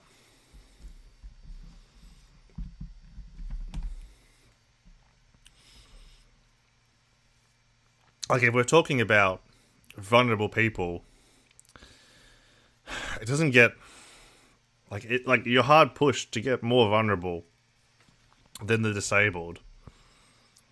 Like, there's going to be some people that have a reduced work capacity, some people that still want to work, absolutely.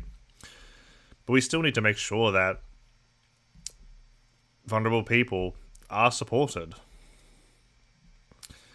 That is really fucked up.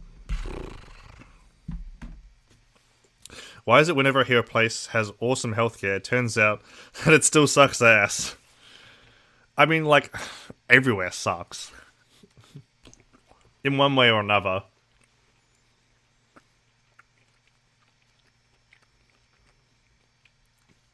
Well, blocked by me or blocked by Twitch? I mean, as long as you don't drop any slurs. Like, I won't ban you.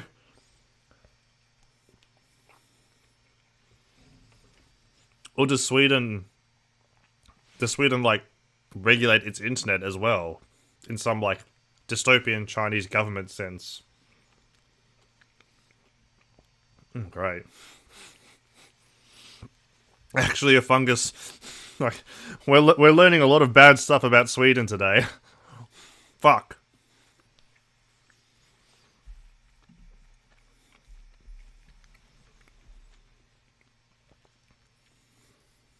Alright.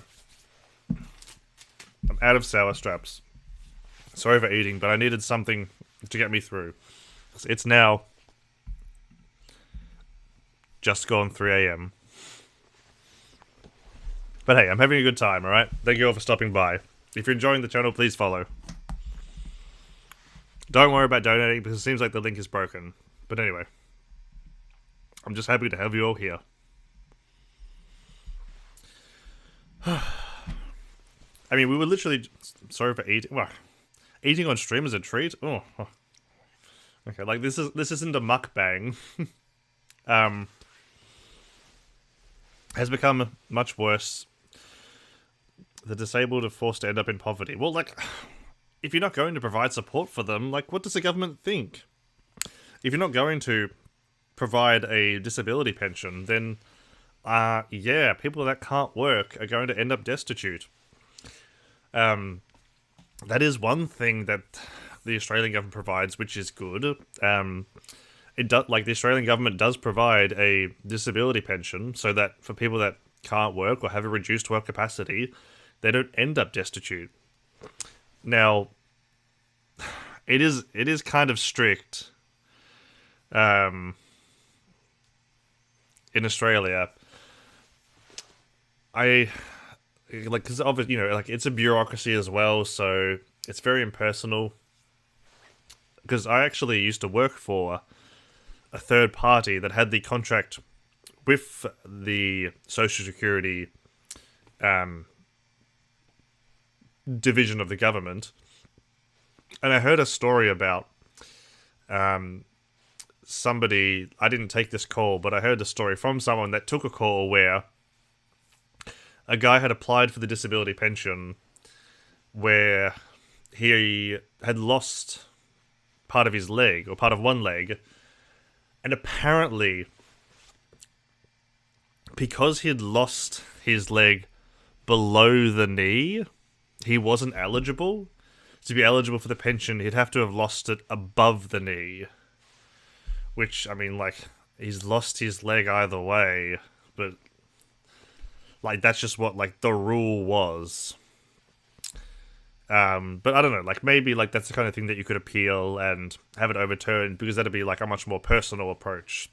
It's not just, like, looking through all the information and ticking yes or no. I hope it was approved. On that subject, though, here's a funny story, alright? So, like I said, I worked for a company that had the third party that had the contract with the Social Security. So one of the things I used to do is process medical certificates, because if you're on an unemployment payment, you're going to have certain looking for work requirements to receive the payment. It's not like America where you get unemployment for like a few months or something. You can be on unemployment benefits indefinitely if you're meeting all the requirements. So, like, usually, one of the requirements is to look for work. If somebody's temporarily unable to look for work, like if they're sick, then what they do is they get a medical certificate from a doctor, and the doctor fills it out, says, this person, whatever, has diarrhea, they can't look for work for the next 3 months, because 3 months is the maximum amount you can have off. So, anyway, like, there's information like condition, time frame, doctor's information, stuff like that. So this one time, when I was still pretty new to doing this kind of work, this guy uploaded a medical certificate to his record, and he gives me a call. Well, he gives us a call. I take the call to have his medical certificate processed. So I take a look at it. Some of the information was missing, whatever. So I say, like, da-da-da, like, gotta go back and get another one. And the condition that was specified on the medical certificate was amputation. And so, the guy on the phone said, like, oh, okay, so, like, once I get that new medical certificate, just upload it to my record. And I replied, yeah. Or you can just walk into any center and hand it in. You can just walk into a center and hand it in. And as soon as I said it, I was just like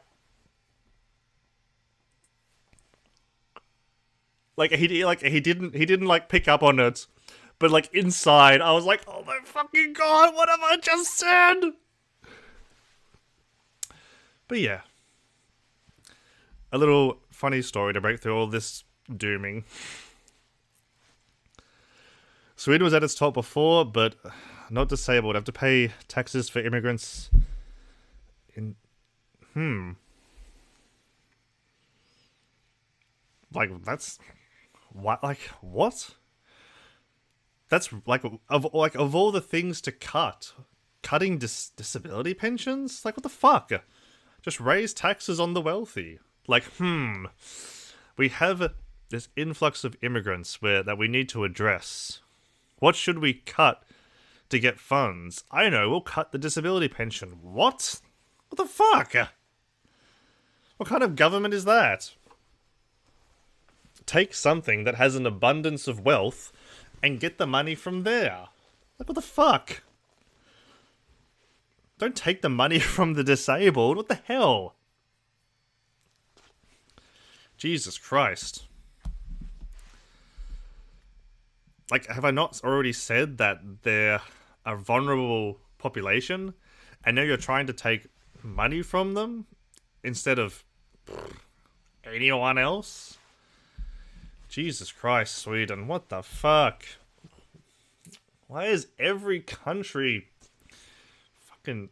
Like, every country... Like, okay, what I said earlier, that we're in a democratic recession, this is the kind of stuff I'm talking about. Far-right populism spreading across the world. Just in time for the climate crisis. Great. Anyway, speaking of climate crisis, shall we watch a fun little video? You know what one of my favorite films of all time is? Mad Max Fury Road. Now, I'm sure that you've seen the fire happening right now in the Gulf of Mexico. But in case you haven't, here's the footage.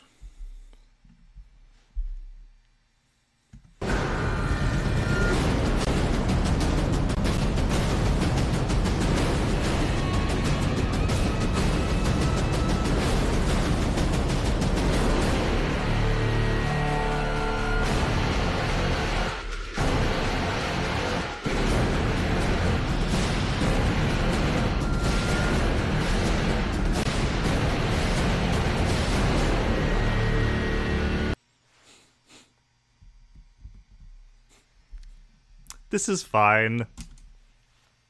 Also, rip the stream for playing copyrighted music. Anyway. So we have a polar tempest in Texas. Heat wave in the Pacific Northwest. I'm pretty sure there's a monsoon happening... Where was it? I can't remember where. Anyway, it was happening somewhere. And apparently... the bushfires have already started in California. But yeah, nothing to worry about. I'm sure, like, there isn't any kind of impending ecological collapse, you know.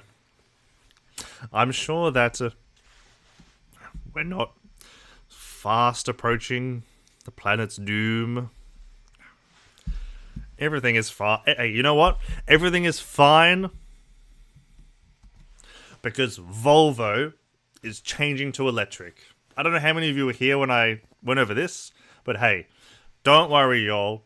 Volvo is changing to all electric starting today.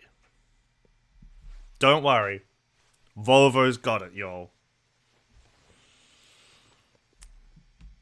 Now you know how a little horrible it is, but I can go over and over and... But better take a new topic. Yeah.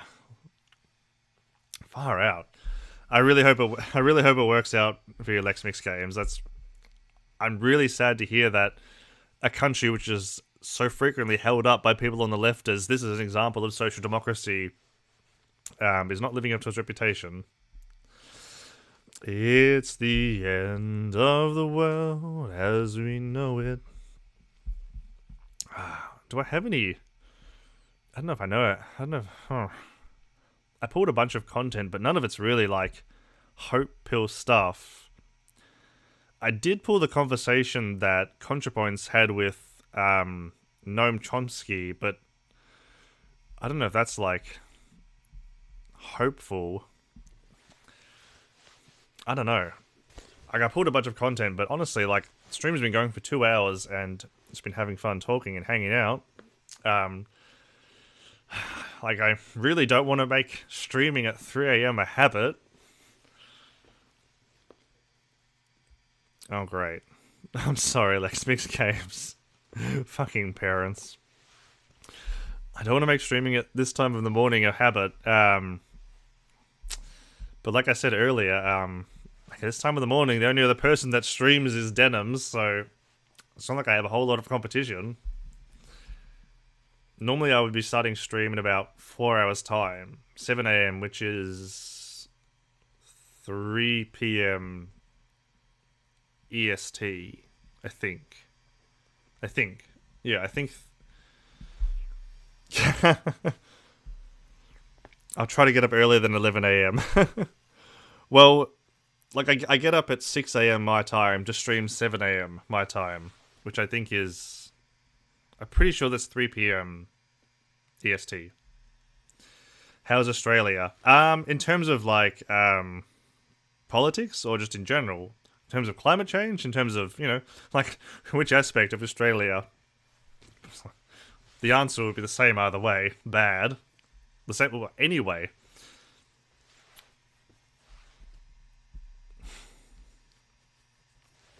Actually, a fungus, why are you shouting at me?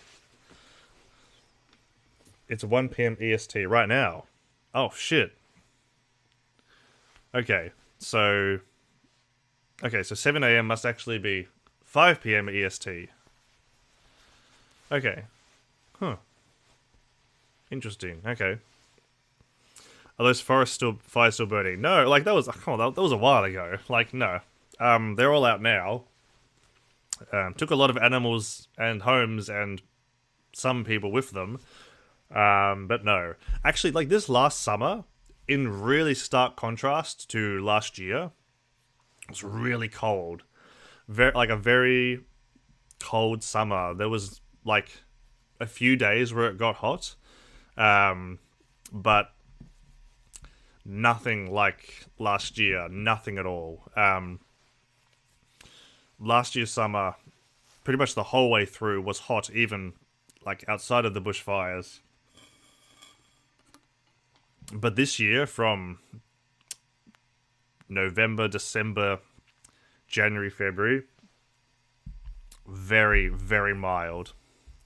Until another gender reveal party. Well, thankfully, we don't really do that over here, so, like, we have enough, like, bushfires have no problem starting on their own over here. But yeah, like, what next? Like, gender reveal, like, I don't know, like I hear, like, news stories about, like, people, like, going out and buying, like, plastic explosive for their gender reveal, and people, like, shooting cannons for gender reveal. Like, what's next? Like, gender reveal tactical nuke? Gender reveal nuclear reactor meltdown? Like, whatever color the radioactive sludge that floods out of the facility is, whether it's pink or blue, you know it's a boy or a girl. Gender reveal supernova? Gender reveal black hole? Gender reveal big bang? Like, how do you want it? How big do you want to go? But the fact that, like, a bushfire was legitimately started from a gender reveal, you gotta knock that shit off. Like, transphobia aside, you've gotta fucking stop that shit, America. You've gotta stop killing people just to announce what fucking gender your sprog is. Before we live in crazy world, we even had a police...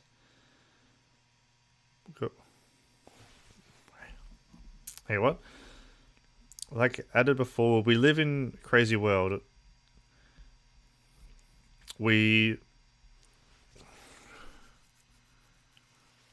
Sorry, Lex Mix, what are you saying that,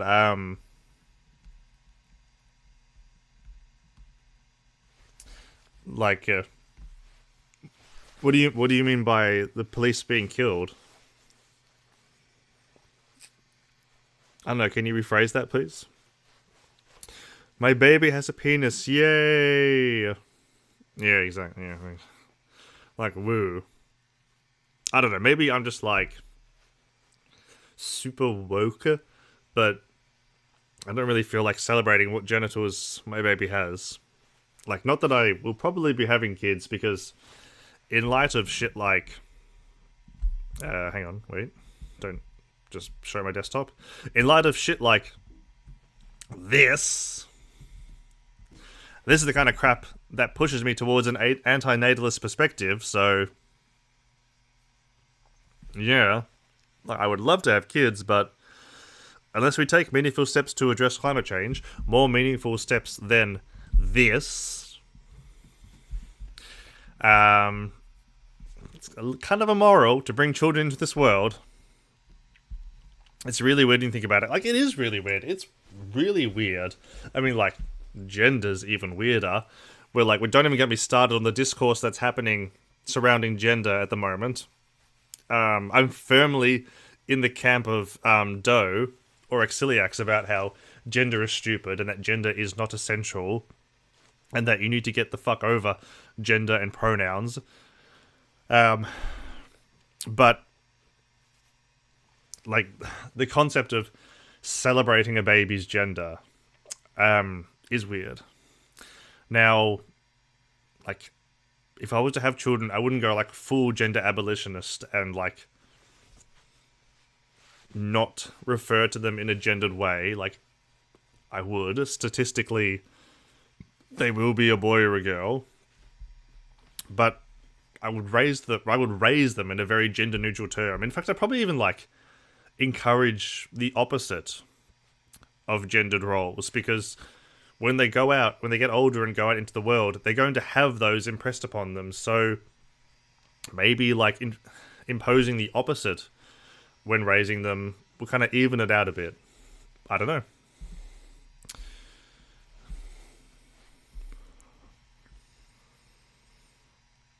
Oh, Lex Mix, are you saying that a police officer... Wait, 17... Like a police officer killed 17 people? Or 17 police were killed by someone? Adopt, don't use your schlock. Yeah. I mean, like, if I want kids, I can always adopt them. Because there's plenty of foster kids that need a stable home. I kind of feel like I'd encourage using neutral or no pronouns on babies. Oh, like the police killed a 17-year-old. Well, that's pretty fucked up.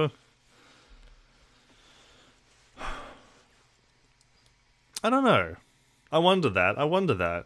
Like, because, like, I am a gender abolitionist, but we're a long way away from that world, so I kind of, like, I wonder about raising children in a genderless environment.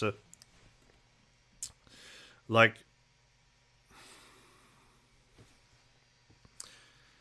when it comes with that, I feel like it's more of a, like, it's a gradual process to get to that future.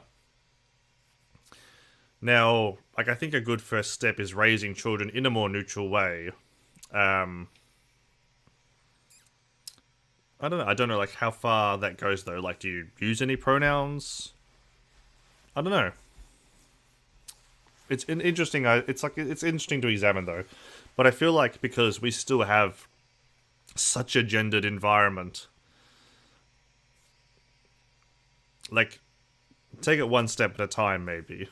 And maybe that first step could be still, like, defaulting to male and female, but raising children in a more gender-neutral way. And, like, work your way up from there.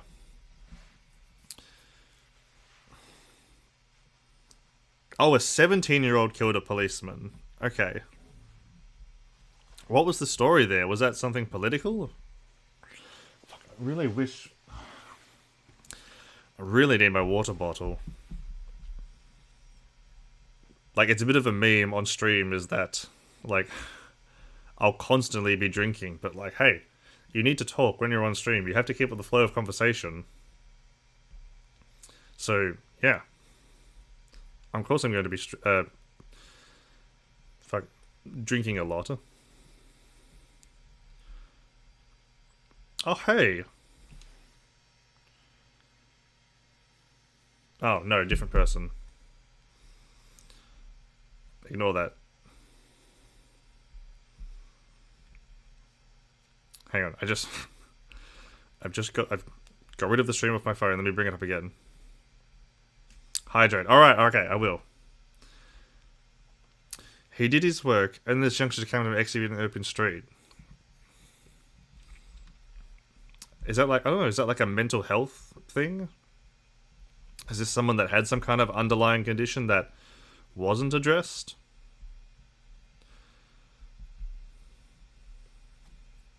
I mean, either way, it's not great. Argus Toliendosis.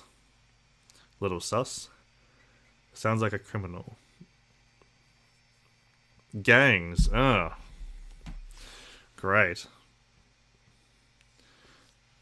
If it was like, yes, like gangs are criminals. Alright, like, okay. I need to hydrate because my throat's starting to get sore. I'll be back in like a minute. But like, that's an issue that gangs are getting 17-year-olds to go out and do hits. Especially when it's fucking police.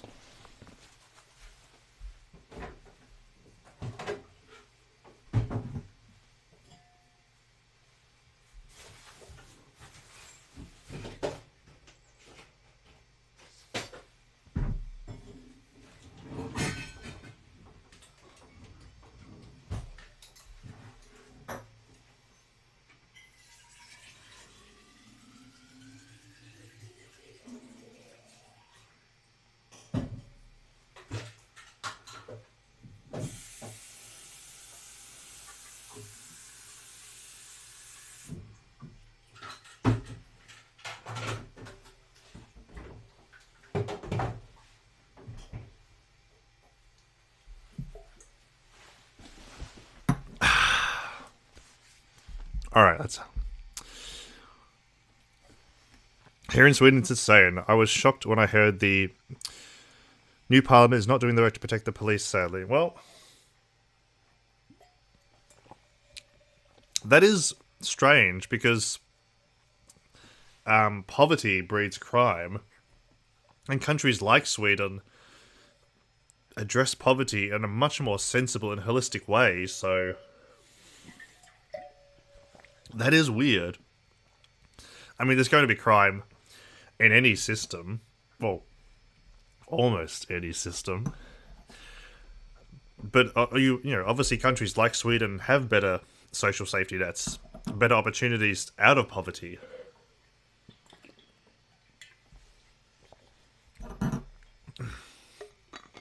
I wonder why it's growing.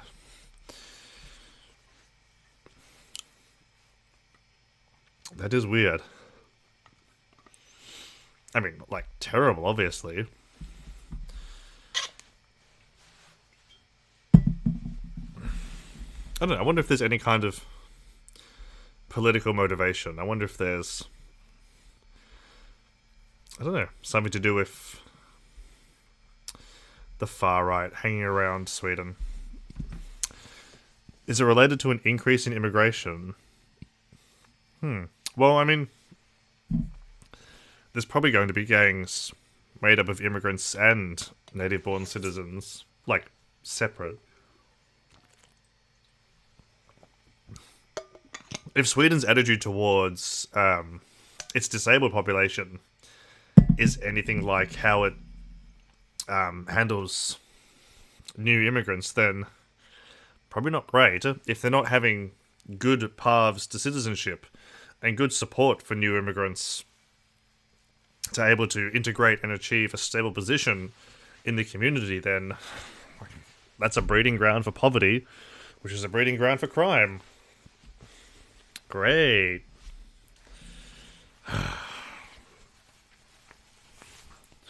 Man, we're really taking the black pill on Sweden today.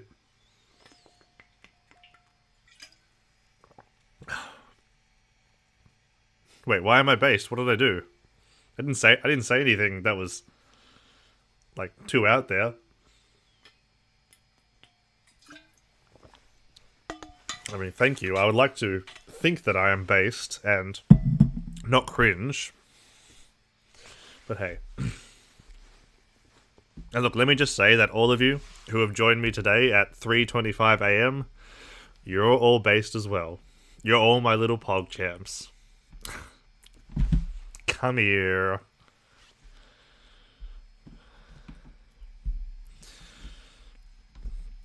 I'm a newbie. I'm easily impressed. You prefer cringe? Okay, look, we're all a little cringe sometimes. All right. On occasion, look, we all post cringe on occasion. As a wise man once said, "To live is to cringe."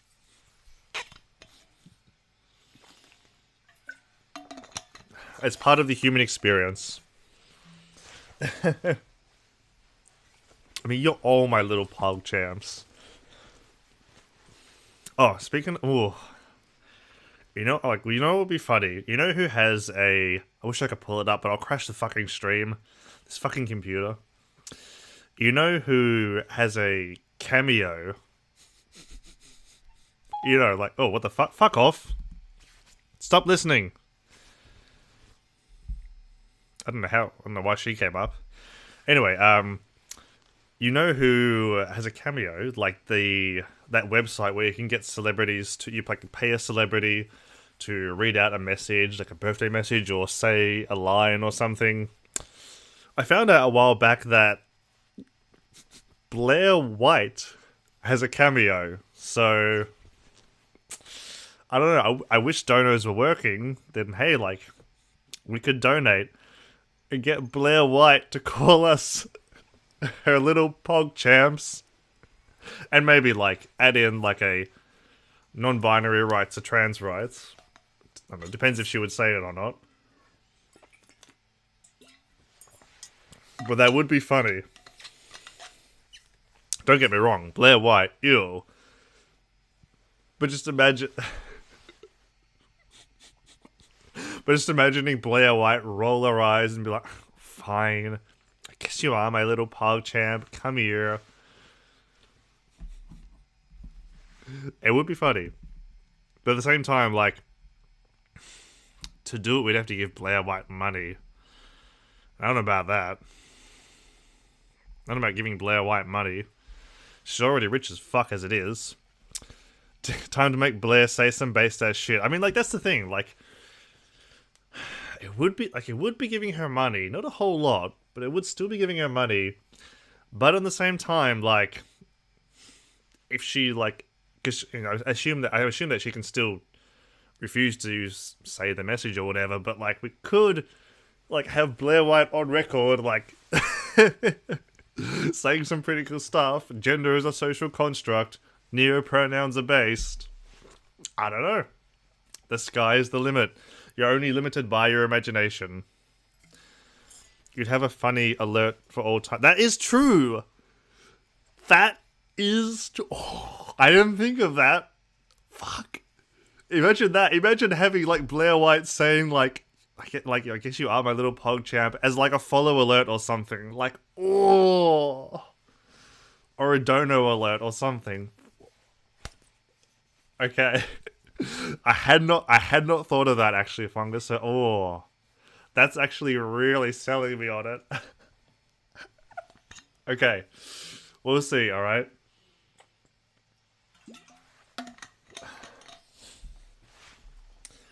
Because I was just thinking, like, oh, yeah, like, get her to say it, and, like, you have the video, like, okay, cool, there it is. But, yeah, setting it up as, like, an actual stream alert. I like that. I like that idea. I'll have to see, alright? Look. First of all, like, I have to, like, see about getting paid. and make sure I can pay rent and get donos fixed so that, hey, like maybe some of y'all could help out. Who knows? Maybe we could end up with Blair White calling us her little PogChamp, and that'd be a pretty cool, like, follower sound alert.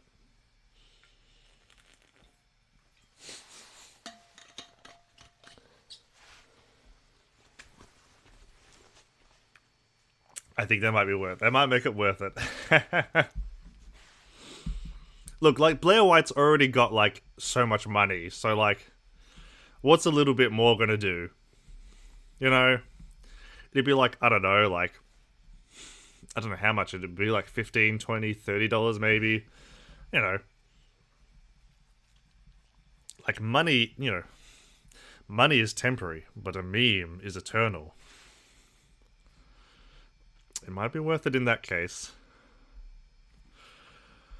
Far out. It's 3:30 right now. I'm having a good time though, alright? I didn't think I'd be streaming this long, but thank you all for stopping by. Whew. 3:30 stream, let's go! Follow, you are my little pogchap. Dono, pronouns are based. Bits, trans women are women. Well, like, I would have to put in somewhere, non-binary rights are trans rights, because Blair's not a fan of non-binary people, so I don't know if I can get her to say, like, all of these lines in one message. Like, I don't know what, like, there might be, like, a text limit for messages. Like, I don't know how much fucking money I'm going to be throwing her way. But definitely at some point have to put in somewhere non-binary rights are trans rights. But, like, I do like little PogChamp would be funny. But hey, I mean, Blair, you like money. Your gender is valid. How can we make that?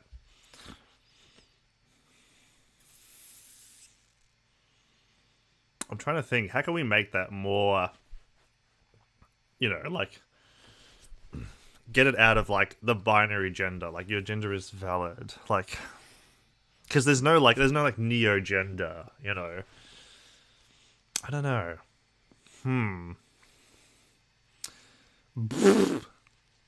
Oh boy. Tanky alert. Cringe! I'm not an Anglo, mate. I'm an Australian.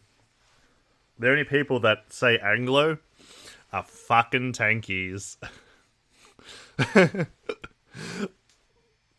Weird champ. Absolute weird champ. Ugh. And Anglo just means white. Oh.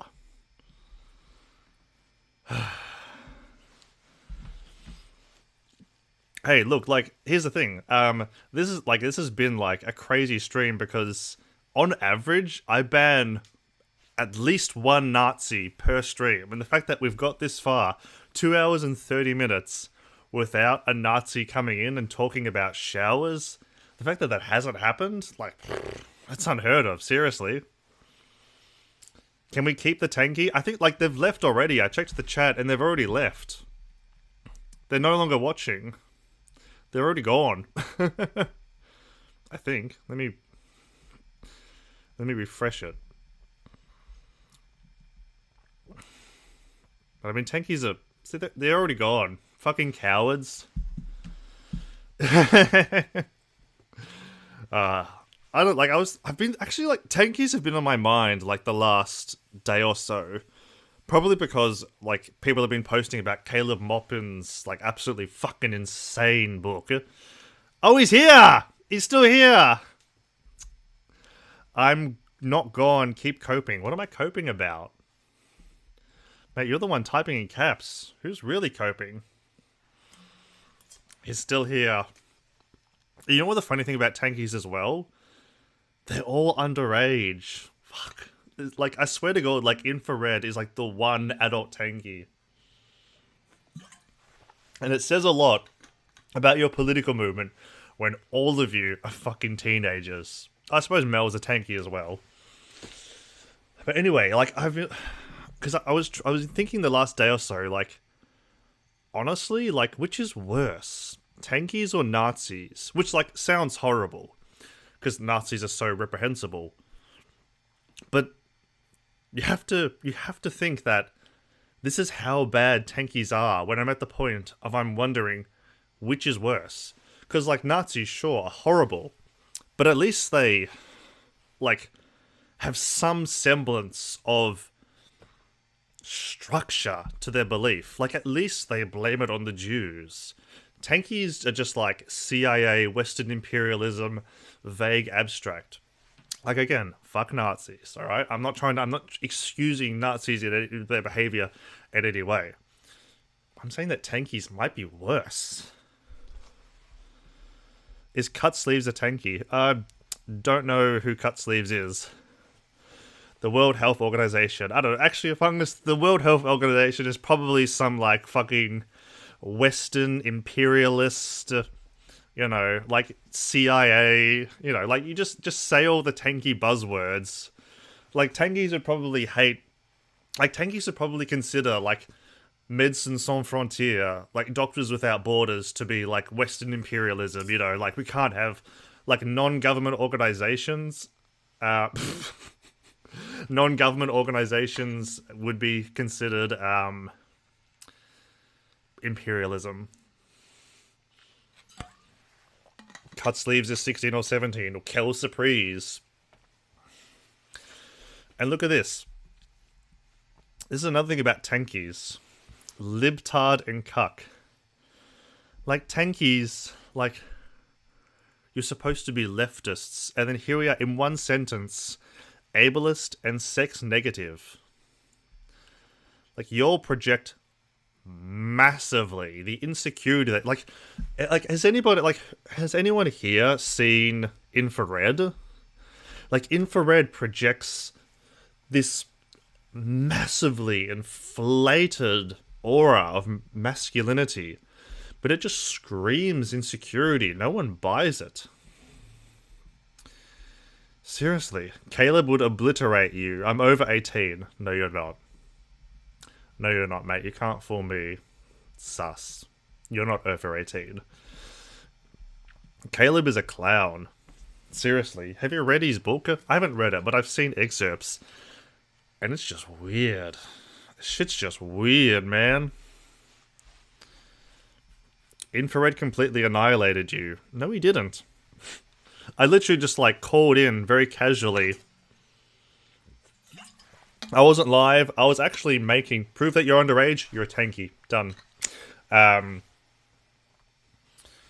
was making some guacamole. I heard Infrared talking some stupid shit. I decided to call in, and he came off looking like a fucking moron.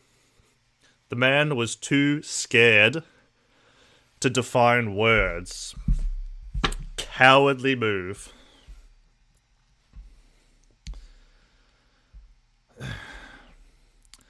You said WHO, which stands for World Health Organization.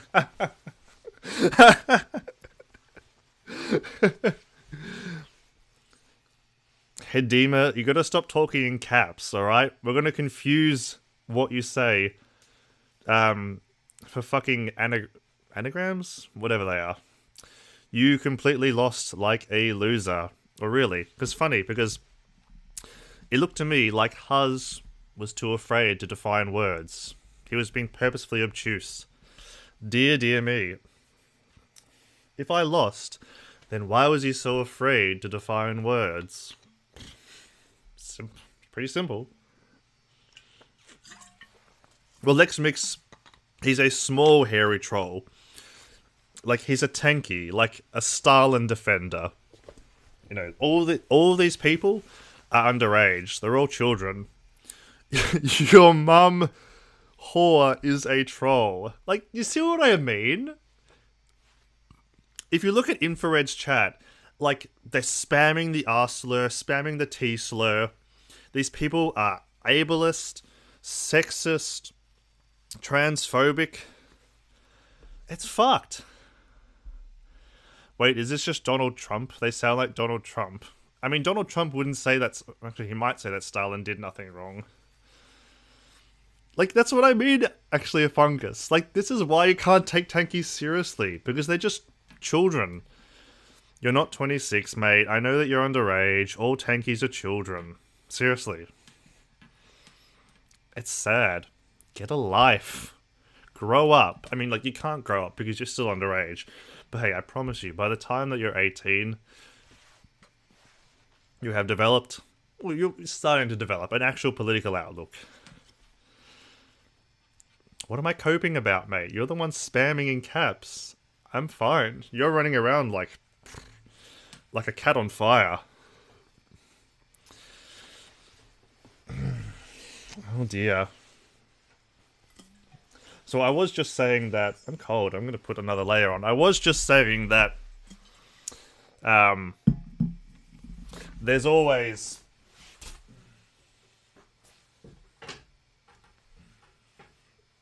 There's always a Nazi that comes into chat that I have to ban. So I guess tonight we had a tanky instead. You disgusting ginger. Oh, please. Really? Is that the best you've got? Ooh, redhead. Come on, I haven't heard that 30,000 times since I was 6. Come on, mate. Seriously? Surely you can do better.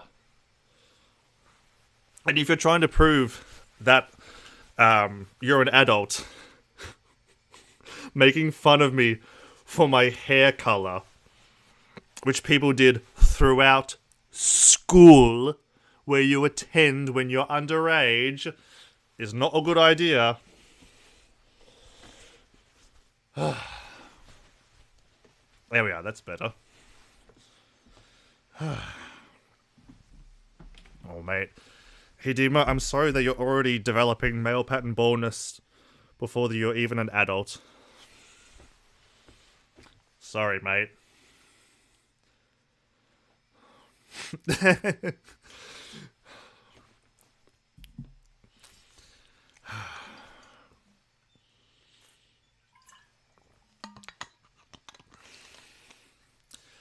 Don't be sorry. Oh, what's the matter? Gonna cry? Gonna piss your pants? Shit and cum? Pathetic. Wait, hang on. Wait, let me get the actual angle right. Wait, no, actually, you know what? Fuck it, alright?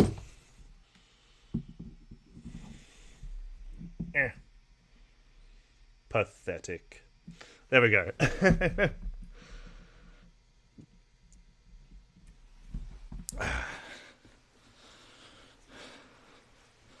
Bald is sexy as well. Like, absolutely. Like, look, bald is sexy if you embrace it. If you embrace being bald and cultivate a bald head, absolutely. But like men that like are in denial about going bald or trying to hide it, like, no, come on. Like, if I ever start to go bald, which I don't think I will, because they say that you follow your grandfather on your mother's side, and he didn't go bald, so I might be good. But if I ever do go bald, like the second that I start to go bald, zip, that's it. Just like instant, like bald head. Like, I'm not going to try and hide it. I'm not going to try and like keep my hair for as long as I can. Just nah. If I start to go bald, that's it. Just start cultivating a bald head. You dressed like a spastic priest. What does that even mean? Like, if you're trying to convince me that you're an adult, like, you're doing a really poor job. It's a fucking poncho, mate. Fuck. I'm not 12, I'm 26, I swear. Your mum was too dumb to haven't a... I can't.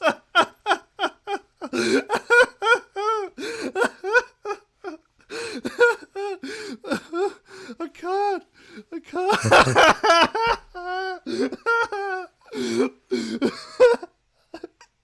Like, the fact that you referred to it in the negative, haven't So say, like you said that it's good that she didn't abort me, you dumb fuck. Ya dickhead. Oh, I'm having a lot of fun next mix. Actually, a fungus, like, oh, this is a good idea. Like, I was thinking about kicking them out straight away, but keeping them around has been so much more fun. You look like a spastic priest. I can't. Spastic priest. Oh, I did, like, I used to say spastic all the time when I was, like, 11. E. coli? What the Oh, see, he had just learned about E. coli in his 8th grade biology class the other day. Oh, why? Oh.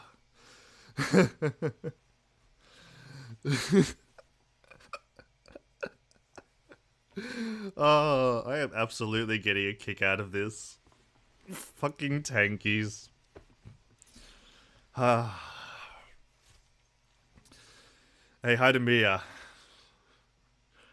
Wanna come on and talk about it? You say that I'm a loser.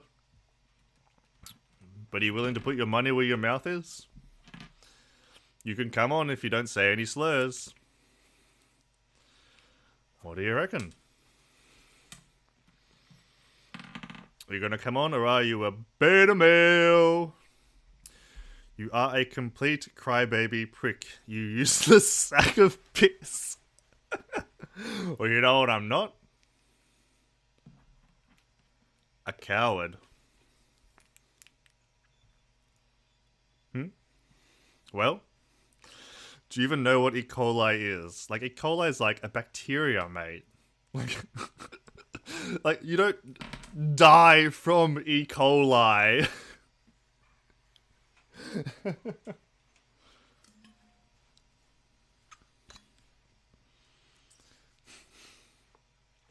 Well, like, actually a fungus, like, in his 8th grade biology class, they just learnt about it. So, like, yeah, he does know what E. coli is.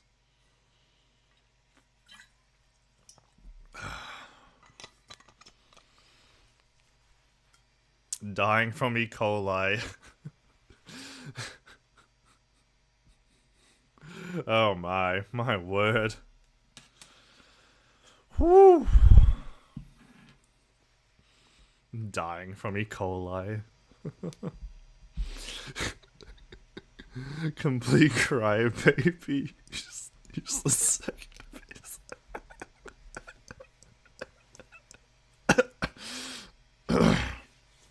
Oh boy. I'm not 12, I'm 26, I swear. Oh man. This is why I love streaming. Seriously. Part of the fun about being a smaller channel is that you get to have this back and forth with people a lot more, which, like, obviously, like, the larger your channel, the harder it is to talk to the chat like this intimately. Like, obviously, like, there are some perks to being a big channel, absolutely. But it is fun going back and forth with the chat like this. What is this? Not a kid, you buffoon! Put this whole thing up as its own YouTube vid. Maybe I will. I'll just cut out, like, the tanky segment. And be like, this 14-year-old, and that's being generous, came into chat. It's not exactly, like, high-quality content, though, is it? I mean, it's funny, but, like, it's not high quality. Just laughing at some tanky.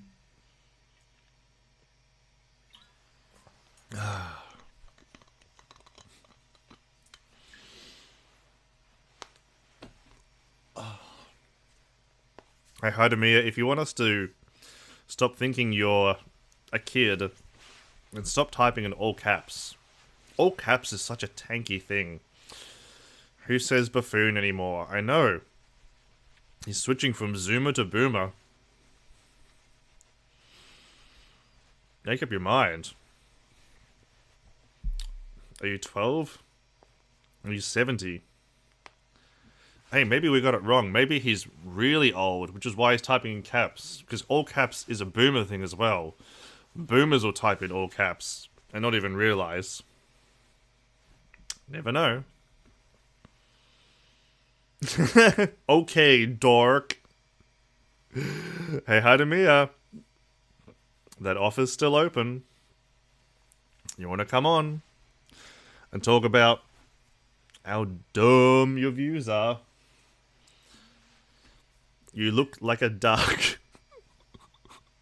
What? You look like a duck? Change your Twitch name to Spastic Priest. Maybe I should. Maybe if my channel ever gets nuked, my backup will be Spastic Priest. And you suck, Louis Vuitton. Are they ducks? I thought they were Pepes. They are Pepe. Look, both, like, ducks and Pepe are cool. You suck. I'm telling Mom. Debatable? Come on, shut the fuck up, alright? Ducks are cute. Debatable. That's the most reprehensible thing you've said so far. Seriously, like, that's almost worth banning you.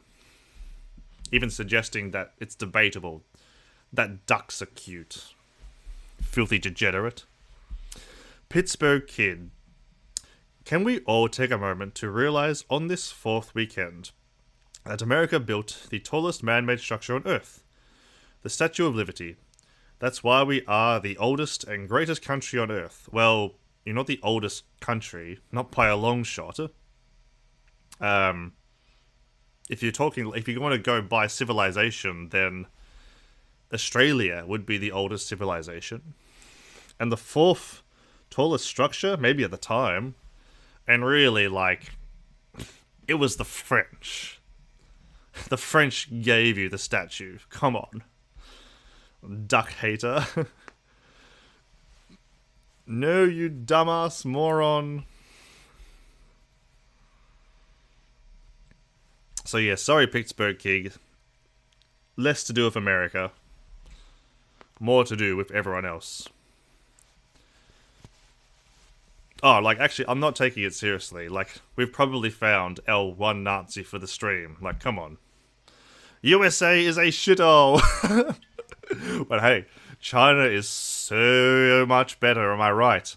How about that surveillance? How about that social credit system? How about that oligarchy? Hey, a rich shithole is still a rich shithole. Plenty of those around.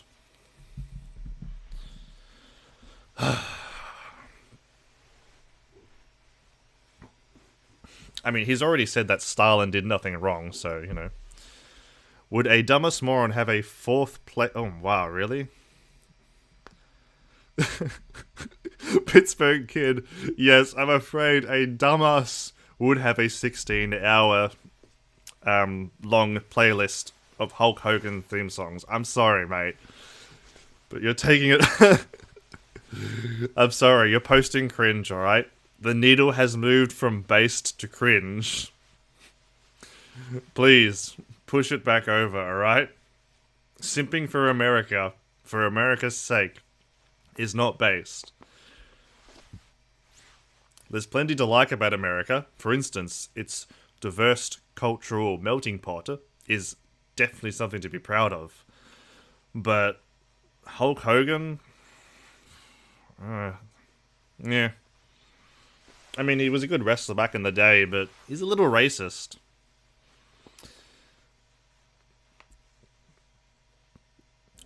Well, like, actually, if I'm just, you know, like I said, like, being a small streamer, you do get some unsavory characters coming in, so... yeah. We'll see, alright? We'll see how long it takes them to mention showers.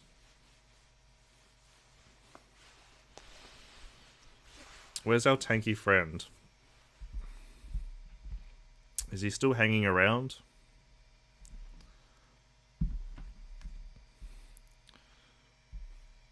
Although I just bag-mouthed China, so maybe he's typing out a very long response.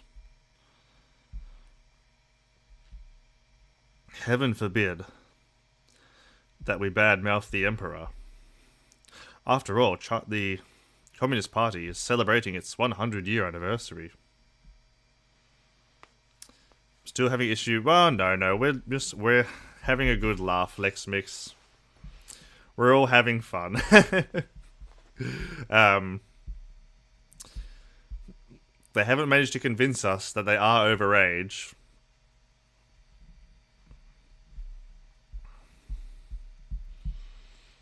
In fact, more to the opposite.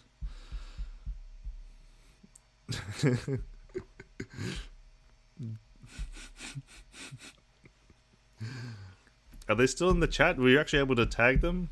Come back. Come back to us, little tanky. I'm sorry I was mean. I was making fun. He whispered you. Ha! Now that's interesting. Oh dear. Mia, what do you have to hide? I know you're a big fan of government authority, but I'm not. What do you have to hide? I don't have any secrets. Neither should you. Come, say it out in the open. Well, they're still in the chat, but it seems like they were all bark and no bite. All that tough talk and suddenly it's gone. Uh-oh. Well, how many morons have a gently pre-owned T-Bird convertible and receive standing ovations while still wearing my high school Letterman jacket at age 38? Good for you, mate.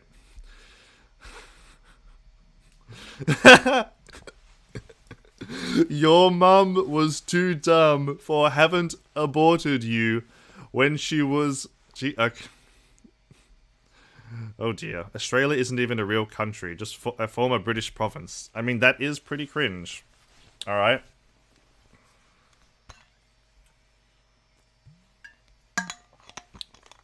Oh, hi to Mia, simping for Britain.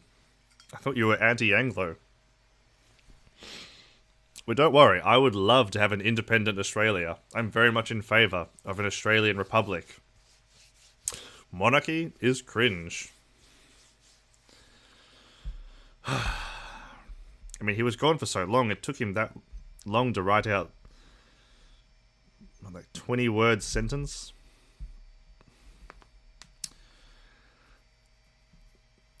If this doesn't scream, I am an edgy 12-year-old, nothing does. Britain has 0 SEC championships. What is SEC?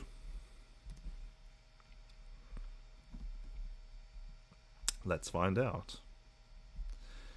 SEC.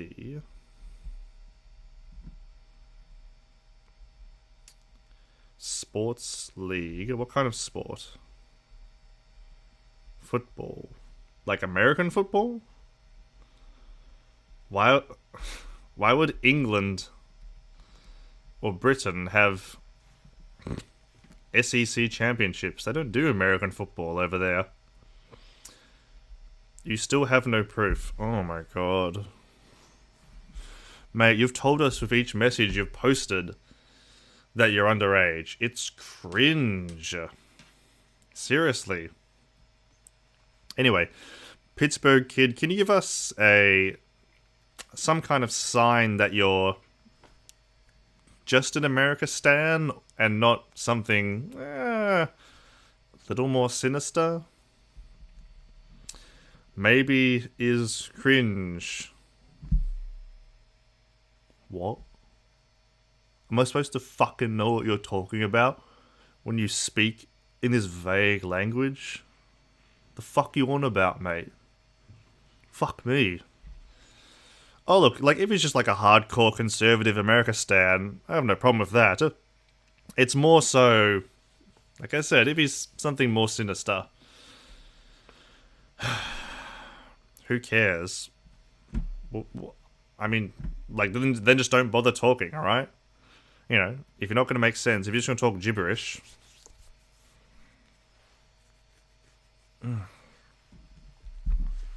Now I need to pee again after all that water.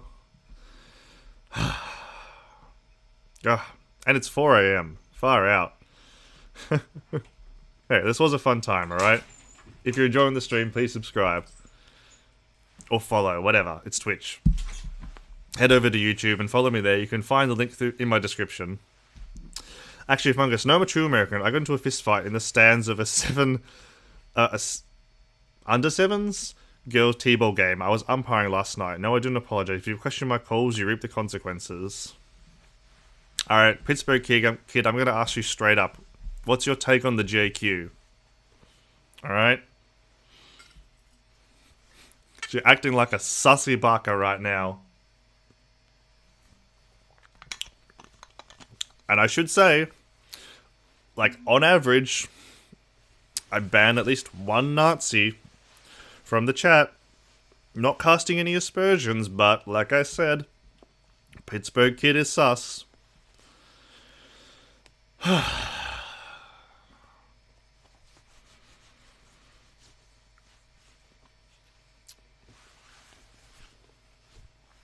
dear. Hadimir has competition for the most cringe member of chat. Speak American English, please. We stopped speaking British and Australian in 1776. I don't speak American English. I speak Australian.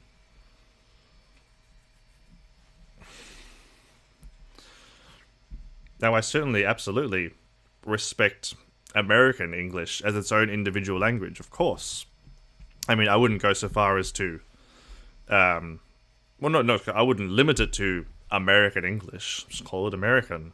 American has several dialects. Same as Australia. Australia has various dialects based originally upon English. It's a great thing about countries like America and Australia. Just melting pots of culture. I love it. I love how diverse the population of those countries are. I hope you do too.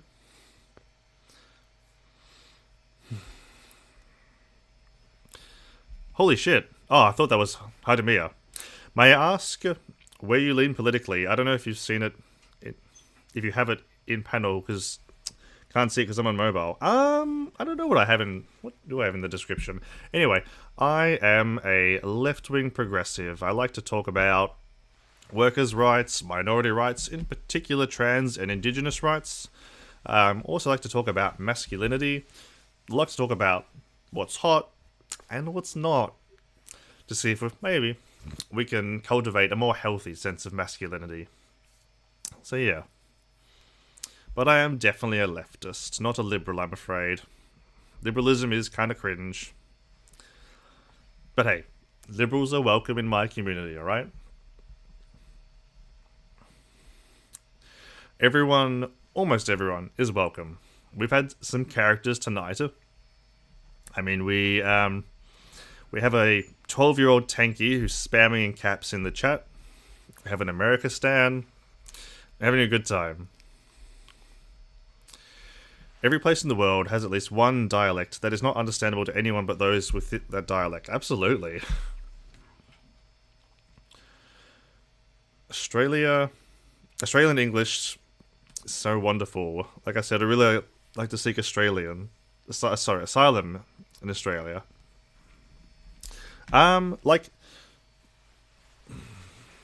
it's interesting, like, languages like Italian, Greek, Turkish, how, like, people that speak those languages at home will kind of, like, flow in and out of English and whichever country, and kind of, like, speak half a sentence in English, half a sentence in another, and it becomes kind of, like, its own language. Like, there'll be, like, first generation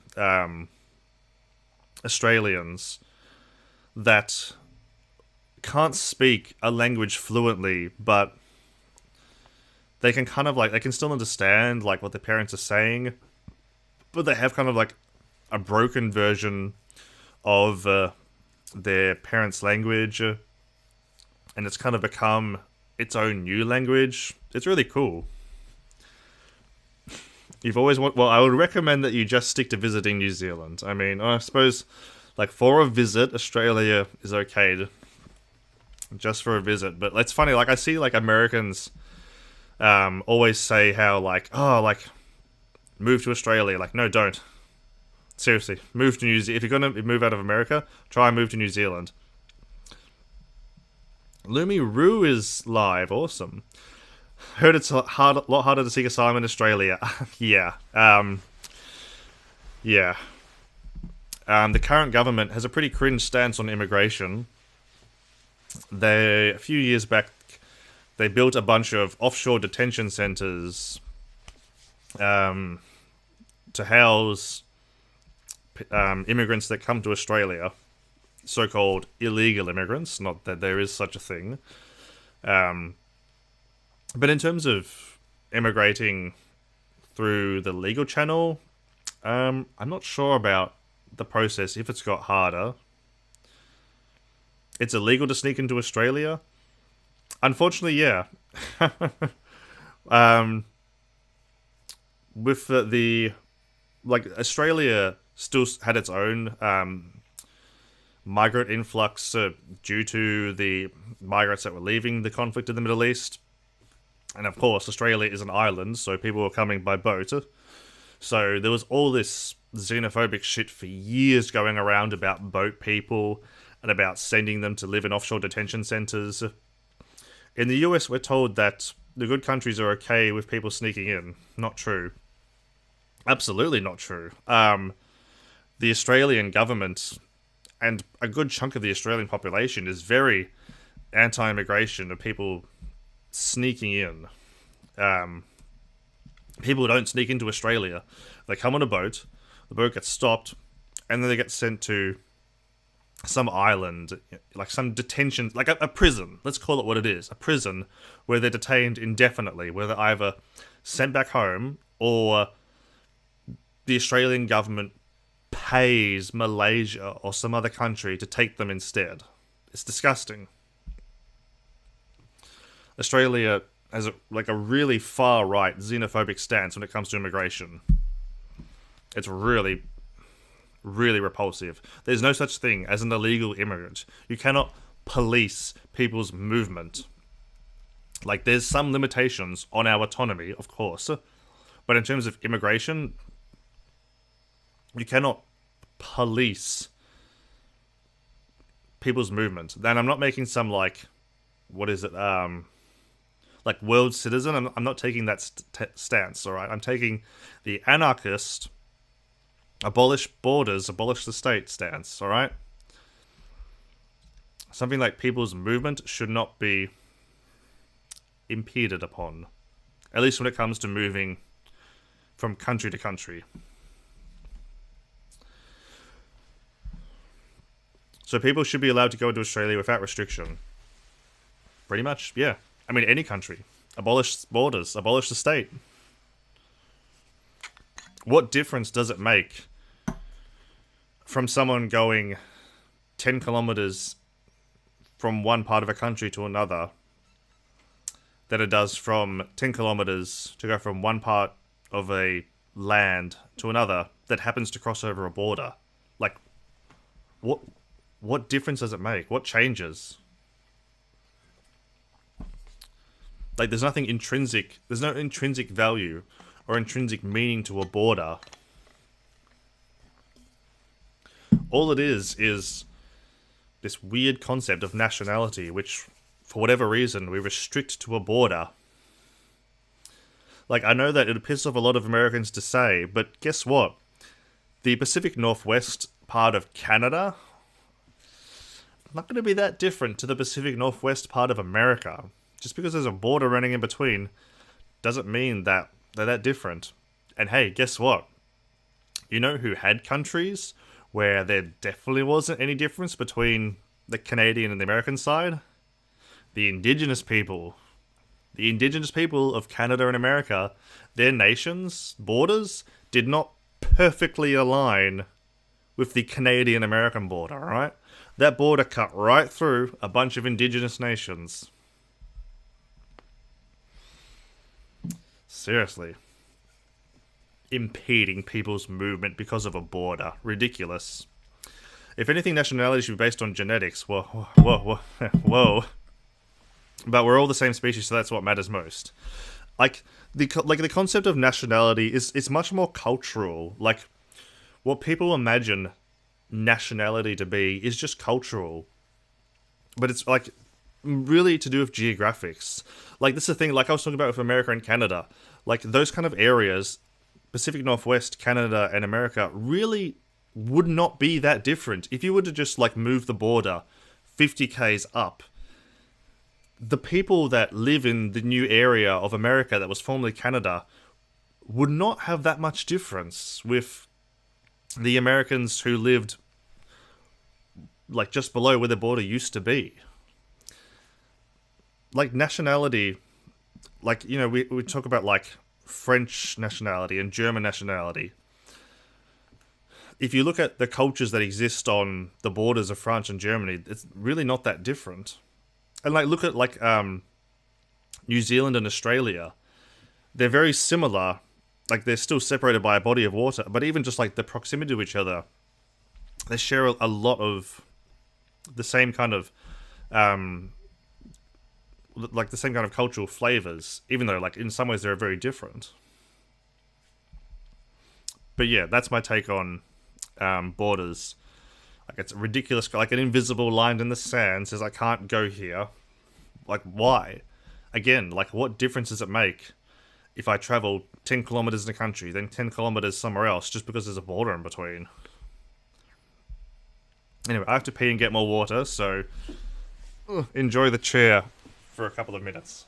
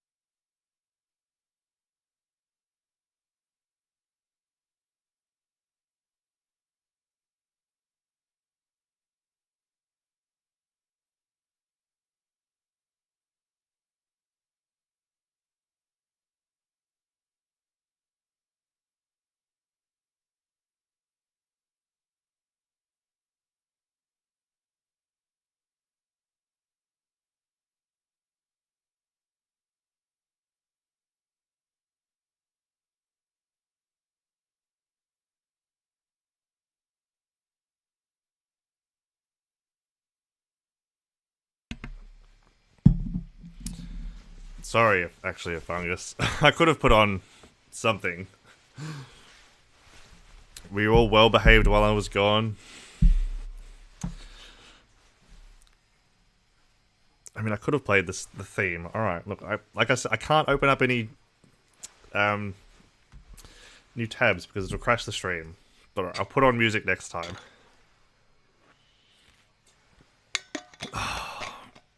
Far out. 4:15 in the morning. Like, I was in the bathroom and I was thinking about spastic priest. Seriously. Spastic priest. What a joke. I think he's gone for good now, unfortunately. I don't know, maybe I should get some sleep.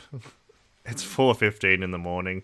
This really sucks though, because like the fact that like prime streaming time is between the hours of 12 a.m. and 4 a.m. Great.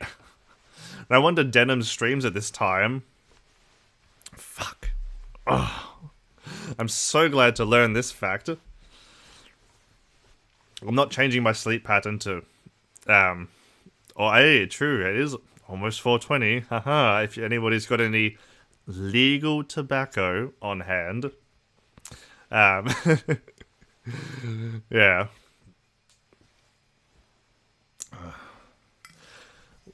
Anyway, I think I might wrap up in time. We'll go till 4:20, alright? So we've got a few more minutes. If anyone has any hot takes they'd like to throw out. We seem to have lost our tanky friend, unfortunately.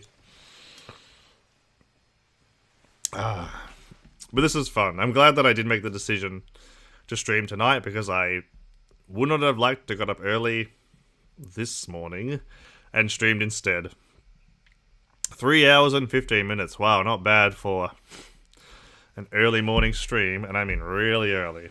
So yeah. Like I've said, we don't have any big left-wing streamers over here in Australia. We do have some massive figures on the right, though. Isaac Butterfield is the largest Australian political YouTube channel with 1.6 million subscribers, constantly posting far-right content, which helps to funnel impressionable teenagers down the alt-right pipeline. So hey, if you would be interested in helping out, it'd mean a lot. If you chuck me a follow, head over to YouTube and subscribe to me there. Well, actually, I'm glad that you had a blast. I had a good time as well. I mean, like I've said, I love streaming. It's so much fun going back and forth with the chat. If you all would like to see more, then hit that follow button. You'll get a notification when I go live. Generally, I stream, I guess it would be 5 p.m. EST. Just because that, you know, got to get in on the American audience, alright? I might be Australian, but hey, it's capitalism, right? Like, first rule of business, go where the money is. And the money's in America. So I've got to stream for the Americans. And the lack of sleep's catching up on me now. Oh dear. Just 2 minutes to go, alright. Anyway, I can vamp for more time. I do prepared content over on my YouTube channel as well. I have 3 videos in the works at the moment. They're going to be very cool. Like I said, one of them is going to be about, which I've had planned for ages. One of them is going to be about Amazon and its history of anti-unionism. That's going to be fun, and I hope it's going to be popular with the BreadTube community. I have a couple of others in the works as well. One of them I've already written the script for, so I don't know if I'll film it tomorrow. I might not be up to it after tonight, but maybe the day after. That's one is going to be really short, so it should be very easy to put out. Oh, Lex Mix, I'm glad that you had fun. And thank you for sticking around. And then the last one, I haven't dropped many hints about it, but it's going to be about a topic around masculinity. And that one's going to be really fun, because that's going to be a proper video essay. Generally, when I do prepared content, the videos average around 10 to 12 minutes. I think I had one that was 20. This one might get up to, I don't know, maybe 20, 30 minutes, at least. That's going to be really fun. I'm really excited for that one. I have some neat ideas around it, because like I said, I like to talk about masculinity on this channel. I'm very interested in cultivating a healthy sense of masculinity in 2021. In the 21st century, We need to, you know, we have this crisis of masculinity. Men are feeling a little lost. So, hey, there's not many channels that touch on this subject, and if they do, it's usually once off. So, hey, that's why I like to talk about masculinity regularly, to try and find solutions to some of the problems we have. Because fixing the problem with men, or fixing the problems that men have, will fix them for a lot of other people. Non-toxic masculinity, exactly, alright? Don't post in chat, alright? It can happen. We just gotta sort men out, alright? And for anybody that tried to donate, thank you so much, alright? I'll try and get Streamlabs fixed so that can work next time. Oh shit, it's 4:21 and I haven't rolled up some legal tobacco. Alright. Again, thank you all for watching. I love you all, and please, wherever you are, stay safe. And join your union. Take it easy.